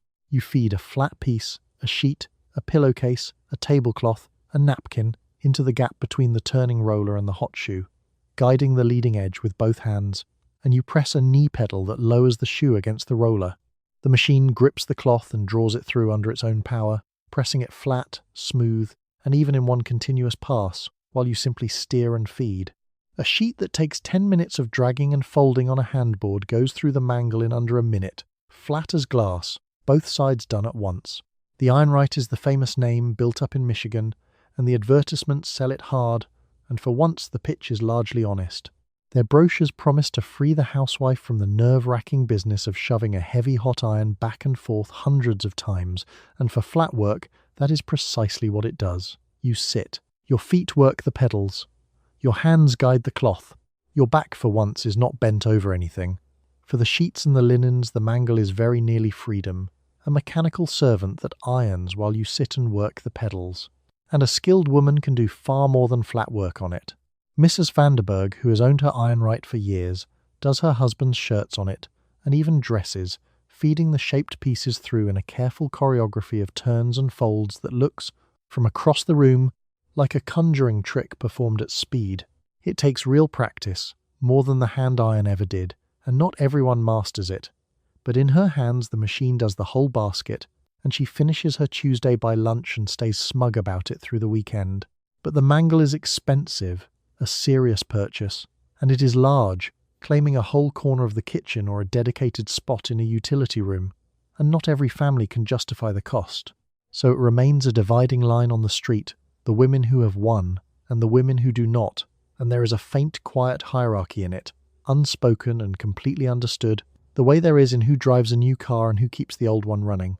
For those who have it, though, the difference is real and physical. To sit, on ironing day, and feed the sheets through a machine that does the pressing for you is to feel, for a few short years in the middle of the century, that the future has finally arrived in the laundry, and it is warm and it hums, and it lets you sit down. You feed the next sheet into the roller and press the pedal, and the machine draws it in, smooth and flat, both sides at once. No lifting, no leaning, no weight in your arm at all. For the flat work, at least, this is as close to easy as the day will ever get.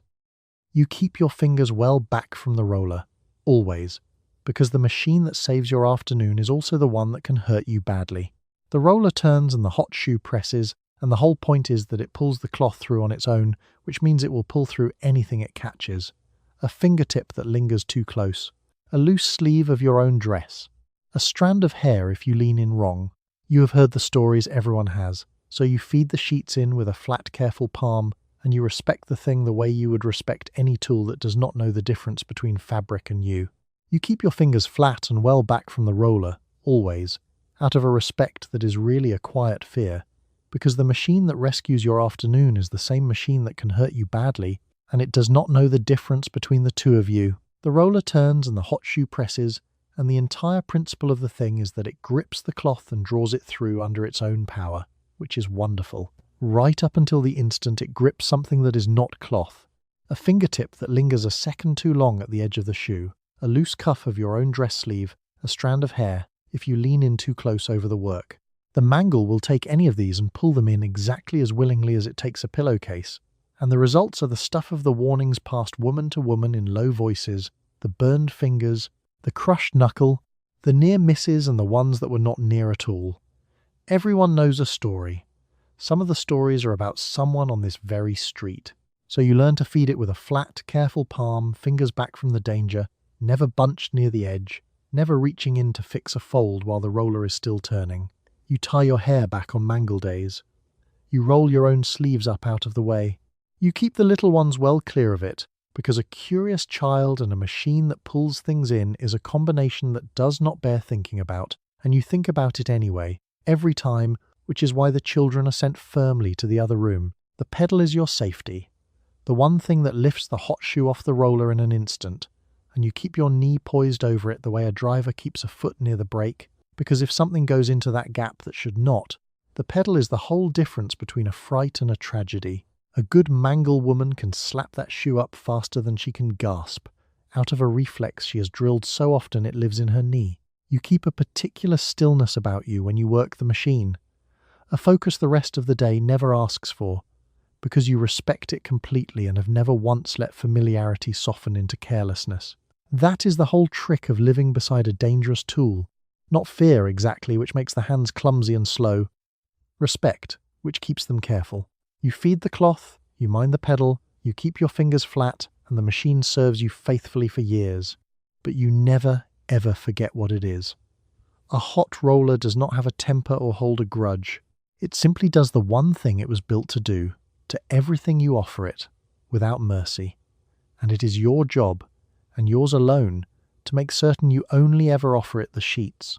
You feed the last pillowcase through with a flat, steady palm, fingers well clear, and the machine takes it, presses it, releases it, obedient, blind, and tame. You lift your knee off the pedal and the shoe rises, safe, another Tuesday. You respect it, and it lets you. You do the math every so often on whether to send the shirts out, because you do not actually have to iron them yourself, in theory.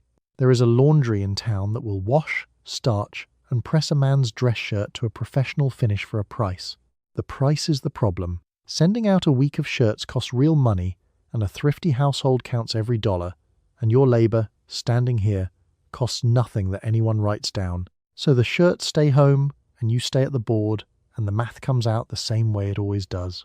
Every so often, usually somewhere in the fourth hour with your arm aching and the basket stubbornly full, you run the math on whether you truly have to do all this yourself, and the answer, technically, is no. You could send the shirts out. The option genuinely exists. There is a commercial laundry in town, a good one, that will take your husband's dress shirts and wash them and starch them and press them to a crisp professional finish and hand them back on hangers, ready to wear, having spared you every single step. The catch, of course, is the price, and the price is the whole reason the shirts stay home. Sending out a full week of a man's shirts costs real money, dollars that a careful household counts and counts again, dollars with other places they are needed, the children's shoes and the grocer's bill and the small envelope in the drawer that is meant to become, someday, something larger. And weighed against all those dollars is your labor, which costs, on the household ledger, exactly nothing at all. That is the quiet arithmetic at the very center of the entire day, and it comes out the same way every time you run it. The laundry charges money because it pays real wages to the people who do its pressing. You charge nothing because no one pays you, because the work you do is not counted as work in any book the family keeps. So the rational household decision, the thrifty one, the responsible one, is for you to spend your Tuesday at the board and save the dollars. And everyone agrees this is simply sensible, and no one quite notices that the sense depends entirely on your time being counted as free. Mrs. Delacroix, whose Frenchman does well, sends his shirts out, all of them, every week, and mentions it the way she mentions everything, and half the street privately considers it an extravagance bordering on the scandalous, while the other half lies awake occasionally wondering what it would be like to simply hand the basket to someone else, to have the shirts come back, done, by a hand that was actually paid for the doing. It is a small daydream, harmless, and nearly every woman has had some version of it standing at the board on a long hot afternoon. You are having it right now. The men, for their part, mostly do not think about it at all, because the shirts simply appear in the closet, crisp and ready, the way food appears at the table, and the floor stays swept, through a process most of them have never once had cause to examine. The labor is invisible precisely because it works so well. A thing done reliably and silently stops being noticed, and a wife's Tuesday is the most reliable and silent thing in the whole house. So the shirts stay home, and you stay at the board, and the money stays in the drawer, and the ledger balances the only way it knows how, by valuing your hours at zero and calling the result economy. You do not resent it, exactly, most days. It is simply the water you swim in, the arrangement you were raised inside of, as unremarkable as the old rhyme that made today ironing day in the first place. But sometimes, in the fourth hour, you do the math, and the math is always the same, and you pick the iron back up, because that is what the math tells you to do.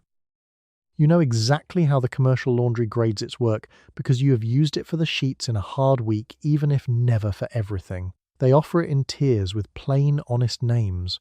Wet wash comes back clean and soaking for you to dry and iron yourself. Rough dry comes back clean and dry but unpressed. Finished comes back washed, starched, ironed, and folded, ready to wear. And it costs the most because it includes the exact labor you are doing right now for free. The Chinese hand laundries in town do collars and shirts better than anyone, and they know it. You know the laundry's price list nearly by heart even though you rarely use the full service, because knowing your options is a quiet comfort of its own, and you have leaned on them for the sheets in a truly punishing week. The commercial laundry sorts its work into tiers, each with a plain, honest name that tells you exactly how much of the job they are doing and how much they are leaving for you. Wet wash is the cheapest and the most literal. They wash your laundry and hand it straight back to you soaking wet, and you do everything else, the drying and the sprinkling and the pressing, yourself. It saves you only the washing, which in a house with a decent machine is not saving much. So wet wash is for the woman who has a wringer and a line, but not the time or the arms for the tub. Rough dry is the middle tier and the popular one. They wash it and dry it and fold it and give it back clean and dry, but entirely unpressed, so the whole mountain of ironing still lands squarely on you, but at least it lands dry and folded and smelling of their soap instead of yours. Many a household that cannot afford the full service still sends the wash out rough dry, just to be spared the washing and the hanging, and does its own ironing on Tuesday regardless. And finished is the top tier, the whole thing, washed and starched and ironed and folded and returned ready to wear. And it costs the most, because it includes the exact labour you are performing right now, at this board, for nothing. The price of finished laundry is, in a real sense, the market rate for your Tuesday, the number a business charges to do the thing you do for free, and it is not a small number, which tells you something about the value of the work even as the household ledger keeps recording that value as zero. The Chinese hand laundries are a category all their own, and everyone in town knows they finish shirts and collars better than anyone else, with a skill built over long years of practice, pressing a crispness so precise that the finest households send their formal shirts there and nowhere else. Mr. Wong's establishment 2 streets over has done the collars of the town's lawyers and bankers for 20 years, and his work is spoken of with genuine respect. The standard against which a home-pressed collar is quietly measured and usually found a little wanting. So the whole spectrum exists, from doing every step yourself to having a professional do every step for you. And you live near the frugal end of it, sending out little or nothing, absorbing the labour because your labour is the free variable in the household equation. But you know the prices, you have them filed away. And on the truly impossible weeks, the ones with illness or a new baby or a dozen other things gone sideways, you have been known to bundle the sheets off to rough dry and grant yourself that one small mercy, tell no one, and feel briefly, guiltily, like a woman of leisure. Mostly, though, the tears stay theoretical, a menu you read and do not order from, because the cheapest option is always the very same one, and that option is you. You set the price list back in the drawer of your mind and get back to the pile. You learn what a properly pressed household looks like from the magazines on the kitchen table, and the magazines are relentless about it. Good Housekeeping, Ladies' Home Journal, McCall's.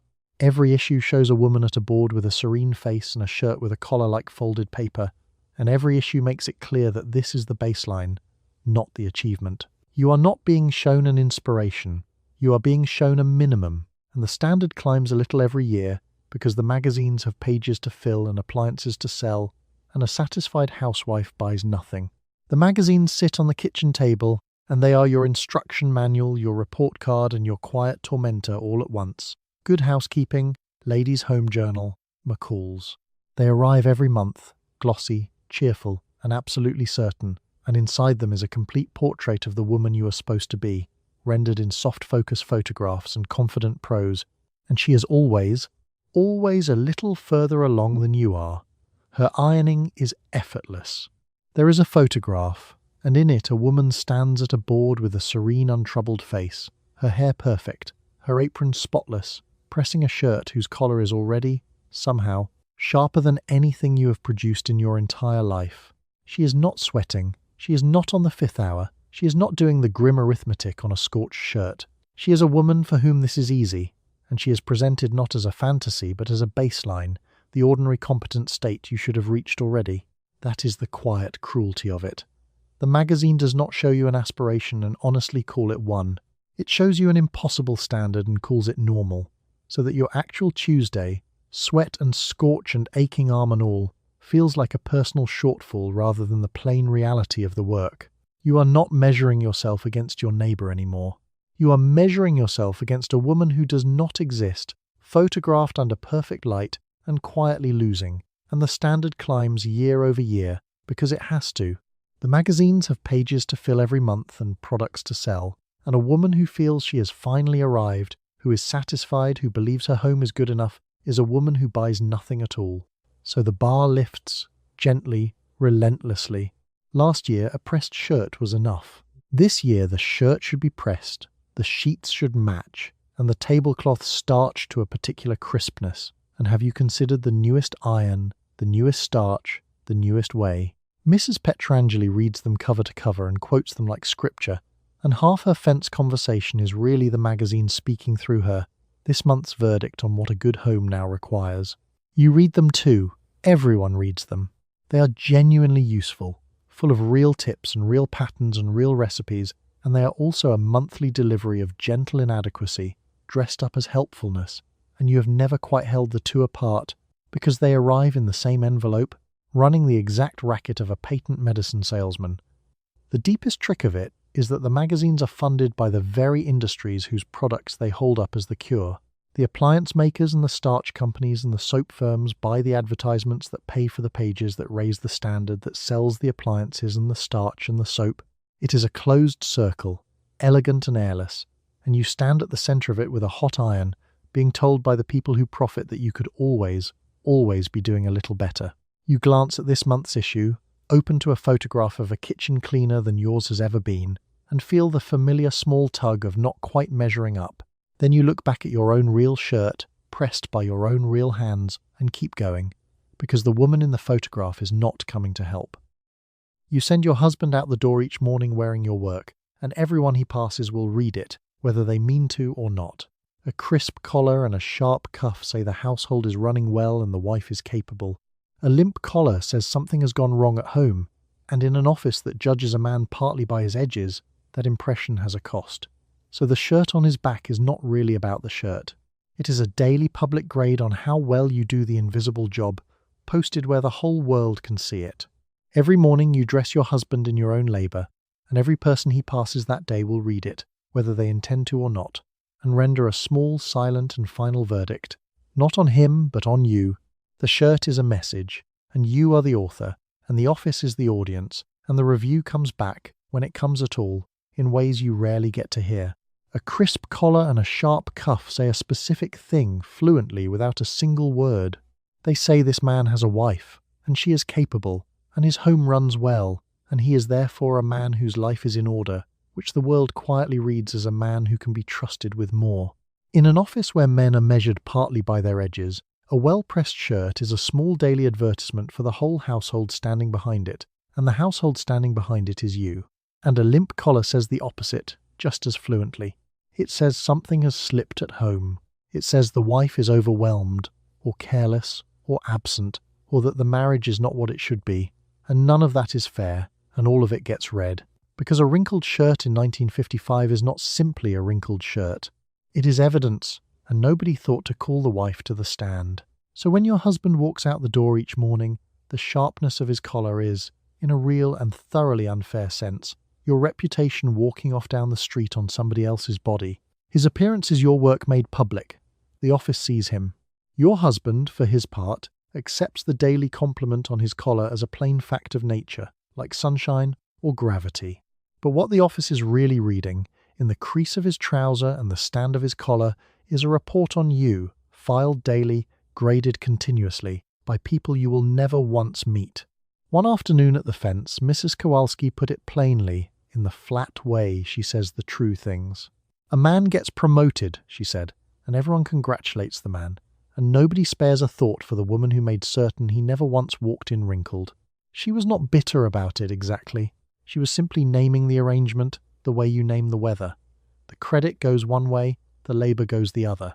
Everyone knows this, and nobody says it, and Mrs. Kowalski said it, and then went right back to her pinning.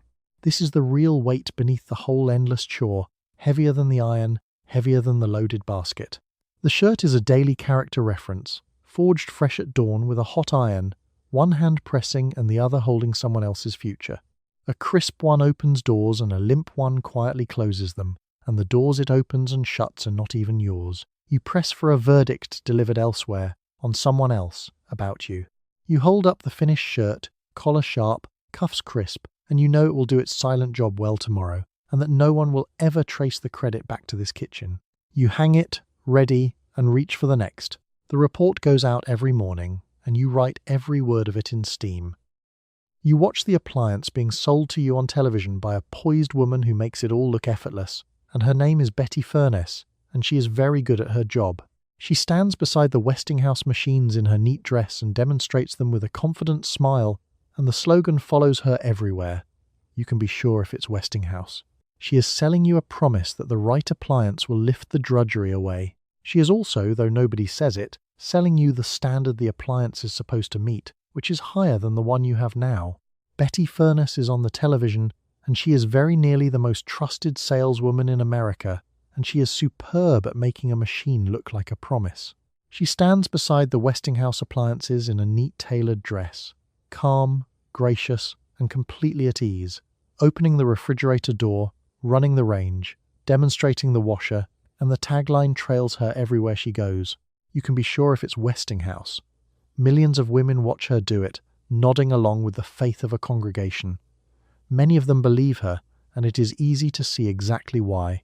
What she is selling, on the bright surface, is the appliance, the gleaming labour-saving machine that will lift the drudgery out of your day and hand you back your afternoon. And there is truth in it. The machines are real, and they do real work, and a good washer or a good iron genuinely does spare you something. She is not lying about the machine. She is a professional, and the machine does very nearly what she says it does, on a good day, with distilled water in it. But underneath the appliance she is selling something subtler and far more expensive, and it does not come in a box.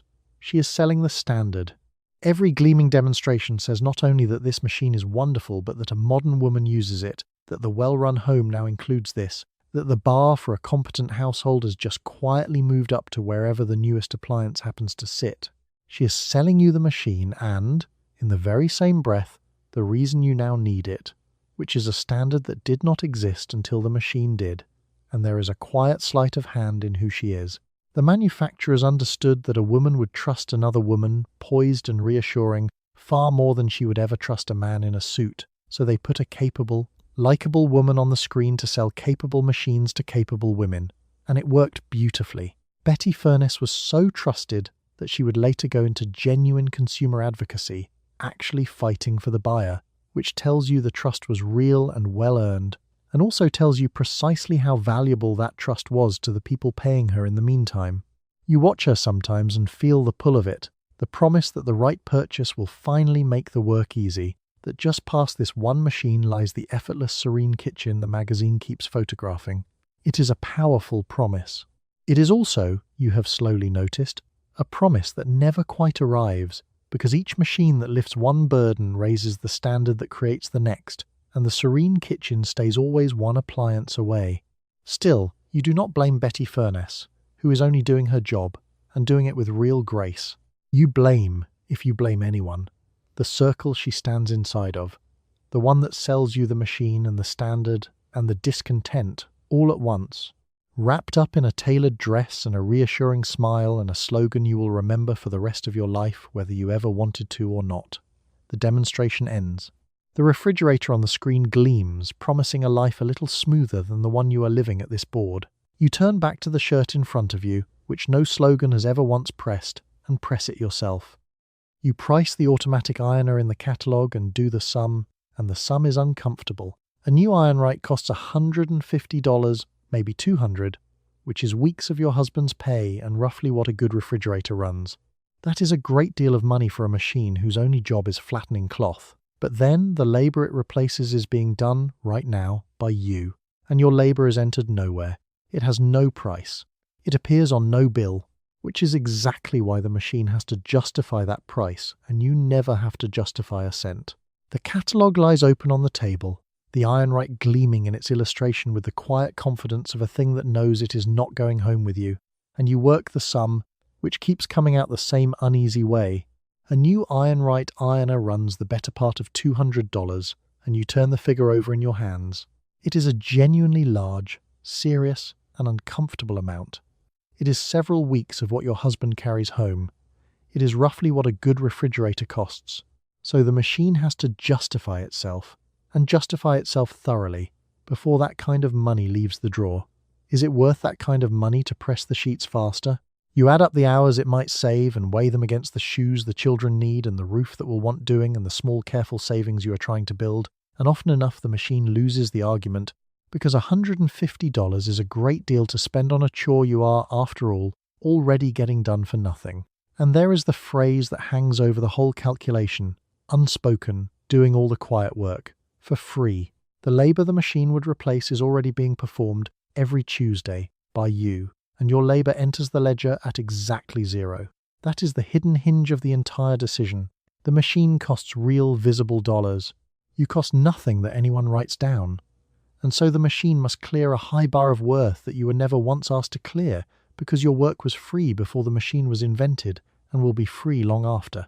It is a strange kind of arithmetic once you see it plainly, which most days you do not, because seeing it plainly does not change a thing and only makes the board feel heavier. The household will spend real money on a machine to save your time, but only if the machine is cheap enough, because your time, the thing being saved, is itself valued at nothing, which means the whole calculation is really about the price of the machine and never once about the price of you.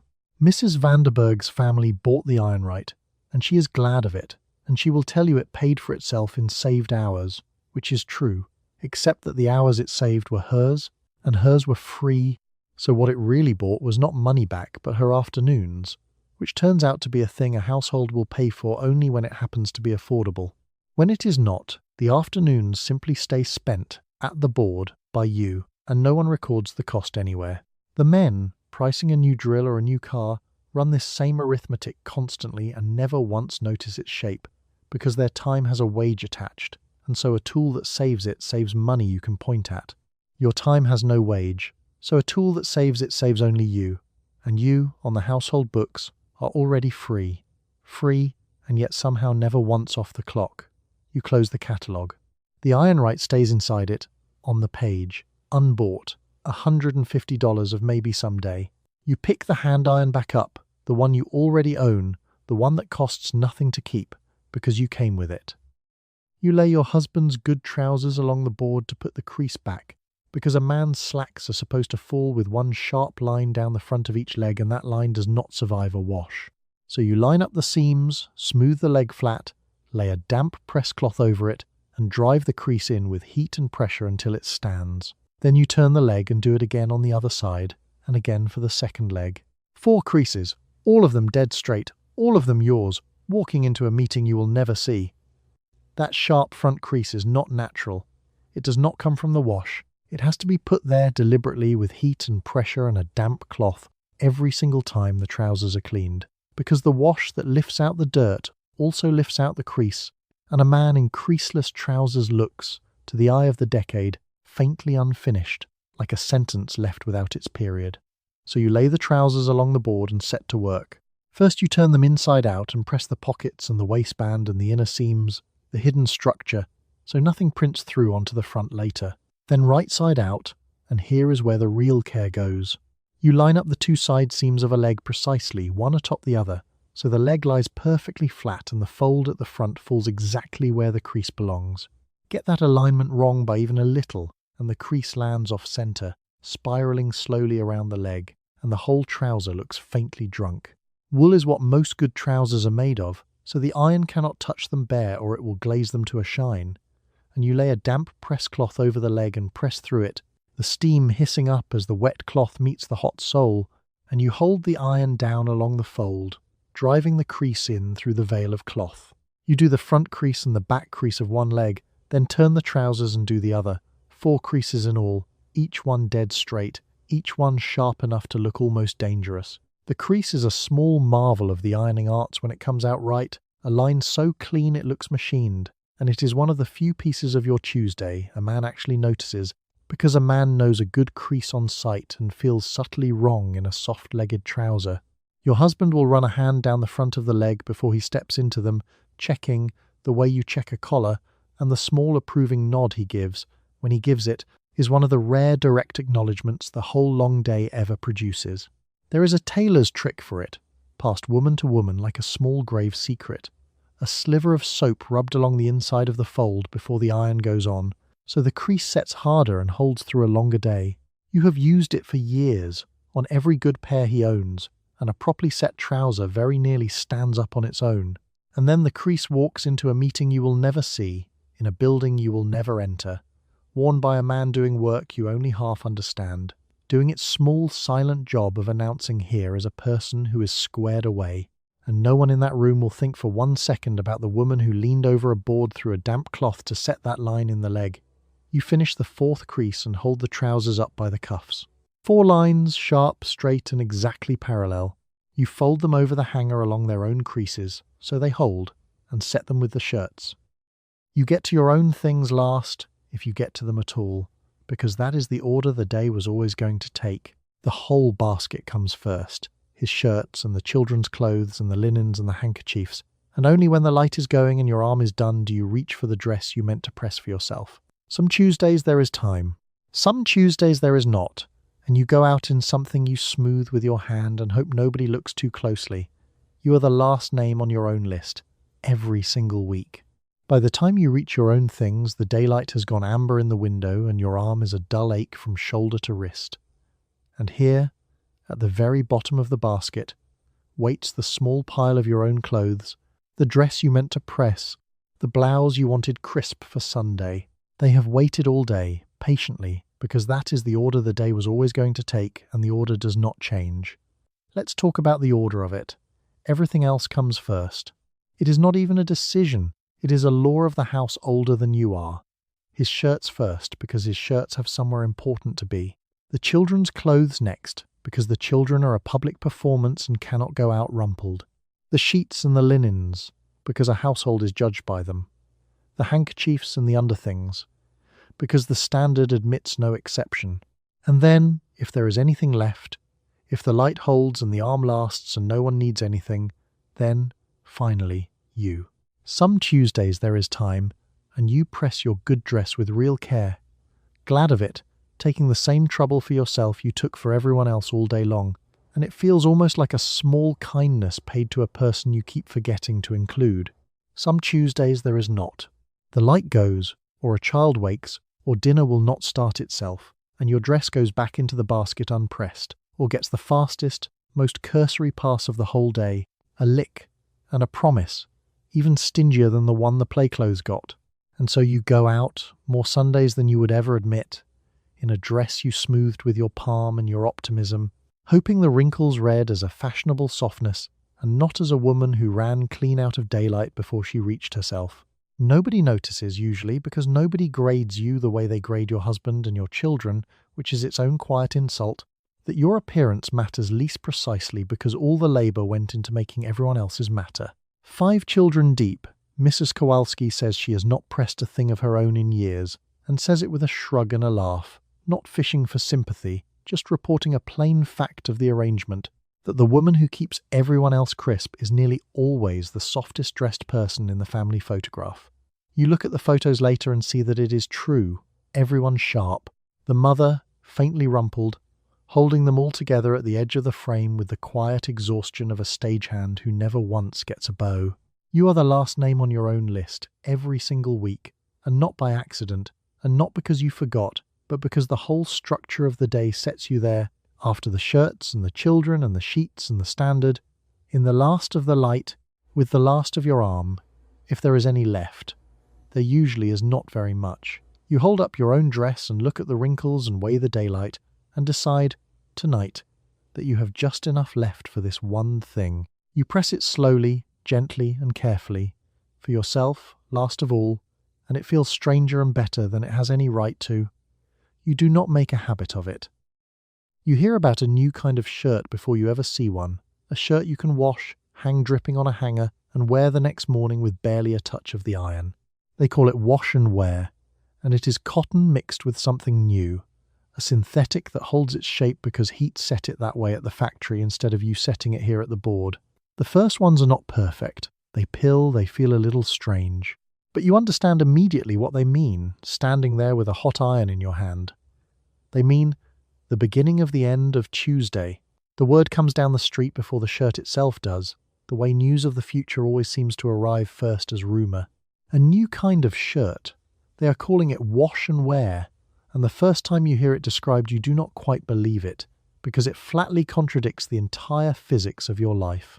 But the physics have genuinely changed, and you grasp the mechanism the moment someone explains it, standing at your own board with a hot iron in your hand. The new shirts are not pure cotton. They are cotton blended with something new, a synthetic thread, dacron they call it, a man-made fibre that simply does not behave the way cotton does. Cotton holds whatever shape it dries in, which is the whole reason for your Tuesday. But the synthetic was set by heat at the factory, its shape baked in permanently, and it springs back to that shape after a wash instead of crumpling and staying crumpled. The cloth remembers its own smoothness. It does the very thing you have spent your life doing to it, by itself, for free. The first ones are not perfect, and the women who try them say so at the fence, honestly. They can feel a little strange against the skin, slick, cool, and strange where cotton is soft. They pill up into little balls at the collar and the cuff. They hold odours, and they can look, on close inspection, a touch cheap. Miss Vaughan, always first to the new thing, bought her husband two, and reports decidedly mixed reviews. The freedom from the iron on one side and the odd clammy feel on the other, and the street has not yet decided whether this is the future or a passing fad. But you are sure. You know it the instant you understand how it works. You look at the tool in your hand, the heavy chrome wedge, the whole apparatus of the sprinkling bottle and the starch pot, and the cold basket in the refrigerator, the entire elaborate machinery of the ironing day, and you see, with a clarity that is almost vertigo, that a shirt which presses itself does not need any of it, does not need the bottle, does not need the starch, does not need Tuesday, does not need you. It is a strange thing to feel your own indispensable labour begin to become optional while you are still in the very middle of performing it. Not a threat, exactly, because heaven knows you would not mourn the loss of Tuesday. It is more the peculiar sensation of watching your own job quietly hand in its notice without troubling to consult you first, and realising you have no earthly idea what you will do with the hours once they stop being spoken for. The first wash and wear shirts are clumsy and imperfect and a little disappointing, and they are also, unmistakably, the thin leading edge of something enormous, and you can feel the size of it even through the small awkward evidence of Miss Vaughan's mixed review. You set your iron down and look at it for a moment, this heavy, familiar thing, in a slightly different light than you did this morning. Then you pick it up again, because the shirts in this basket are still the old kind, and the future has not reached your closet yet. But it is coming. You watch the whole institution dissolve within a few short years, faster than you would have believed possible from the far side of the board. Permanent press arrives and holds a crease through the wash without any help from you. The automatic dryer tumbles the clothes warm and smooth so they never dry stiff on a line. The new fabrics do not wrinkle, and the old expectations quietly stop applying. And one day you realise the basket that once ate an entire Tuesday now holds only a few special things. The iron goes into the closet, and there, more and more, it stays. It happens faster than anyone standing at a board in 1955 would have believed, the whole vast institution of the ironing day coming apart, quietly, one small convenience at a time. You do not wake up one morning simply freed. You notice gradually that the basket is lighter, and then lighter still, until one Tuesday you realise the thing that once ate an entire day now takes an hour, and then barely that. The wash and wear shirts get better, the awkward early ones giving way to blends that feel almost like cotton and pill far less, and more of the closet quietly converts, shirt by shirt, until the stack of things that truly need pressing has shrunk to a fraction of what it was. Then comes permanent press, the real revolution, a shirt and a trouser treated so the crease and the smoothness are baked in for good, surviving wash after wash, worn straight from the machine with no iron at any point, ever. The crease you leaned over a damp cloth to set now comes from the factory and simply never leaves, and the dryer arrives in the corner of the kitchen and finishes the job the fabric started. Clothes pulled warm and tumbling from a dryer come out soft, smooth, and even in a way line-dried clothes never did, especially the new blends, so a whole load can go from the machine to the drawer without an iron touching any of it. The sprinkling bottle goes to the back of a shelf. The starch pot stops coming out. The refrigerator holds only food again, and the sight of shirts chilling beside the milk becomes a thing you have to explain to your own daughter, who does not believe you. The great machines that once promised to save you, the Mangles, the Ironwrights built up in Michigan, simply stop selling, because a shirt that presses itself does not need a machine to press it, and the company that made them closes its doors just as the wave crests. An entire industry rendered pointless not by a better mangle but by a cloth that no longer wrinkles. The solution to ironing turned out not to be a faster iron. It was the quiet end of the reason to iron at all, and something loosens in the shape of the week itself. Tuesday stops being ironing day, because there is no longer enough ironing to fill a Tuesday, and the old rhyme that ruled your mother and her mother before her quietly stops being a schedule and becomes a saying, a thing people half remember without knowing it once ran their lives. The whole architecture of the domestic week, built for generations around the wash and the press, softens and falls away, and hardly anyone marks its passing, because who, after all, mourns a chore?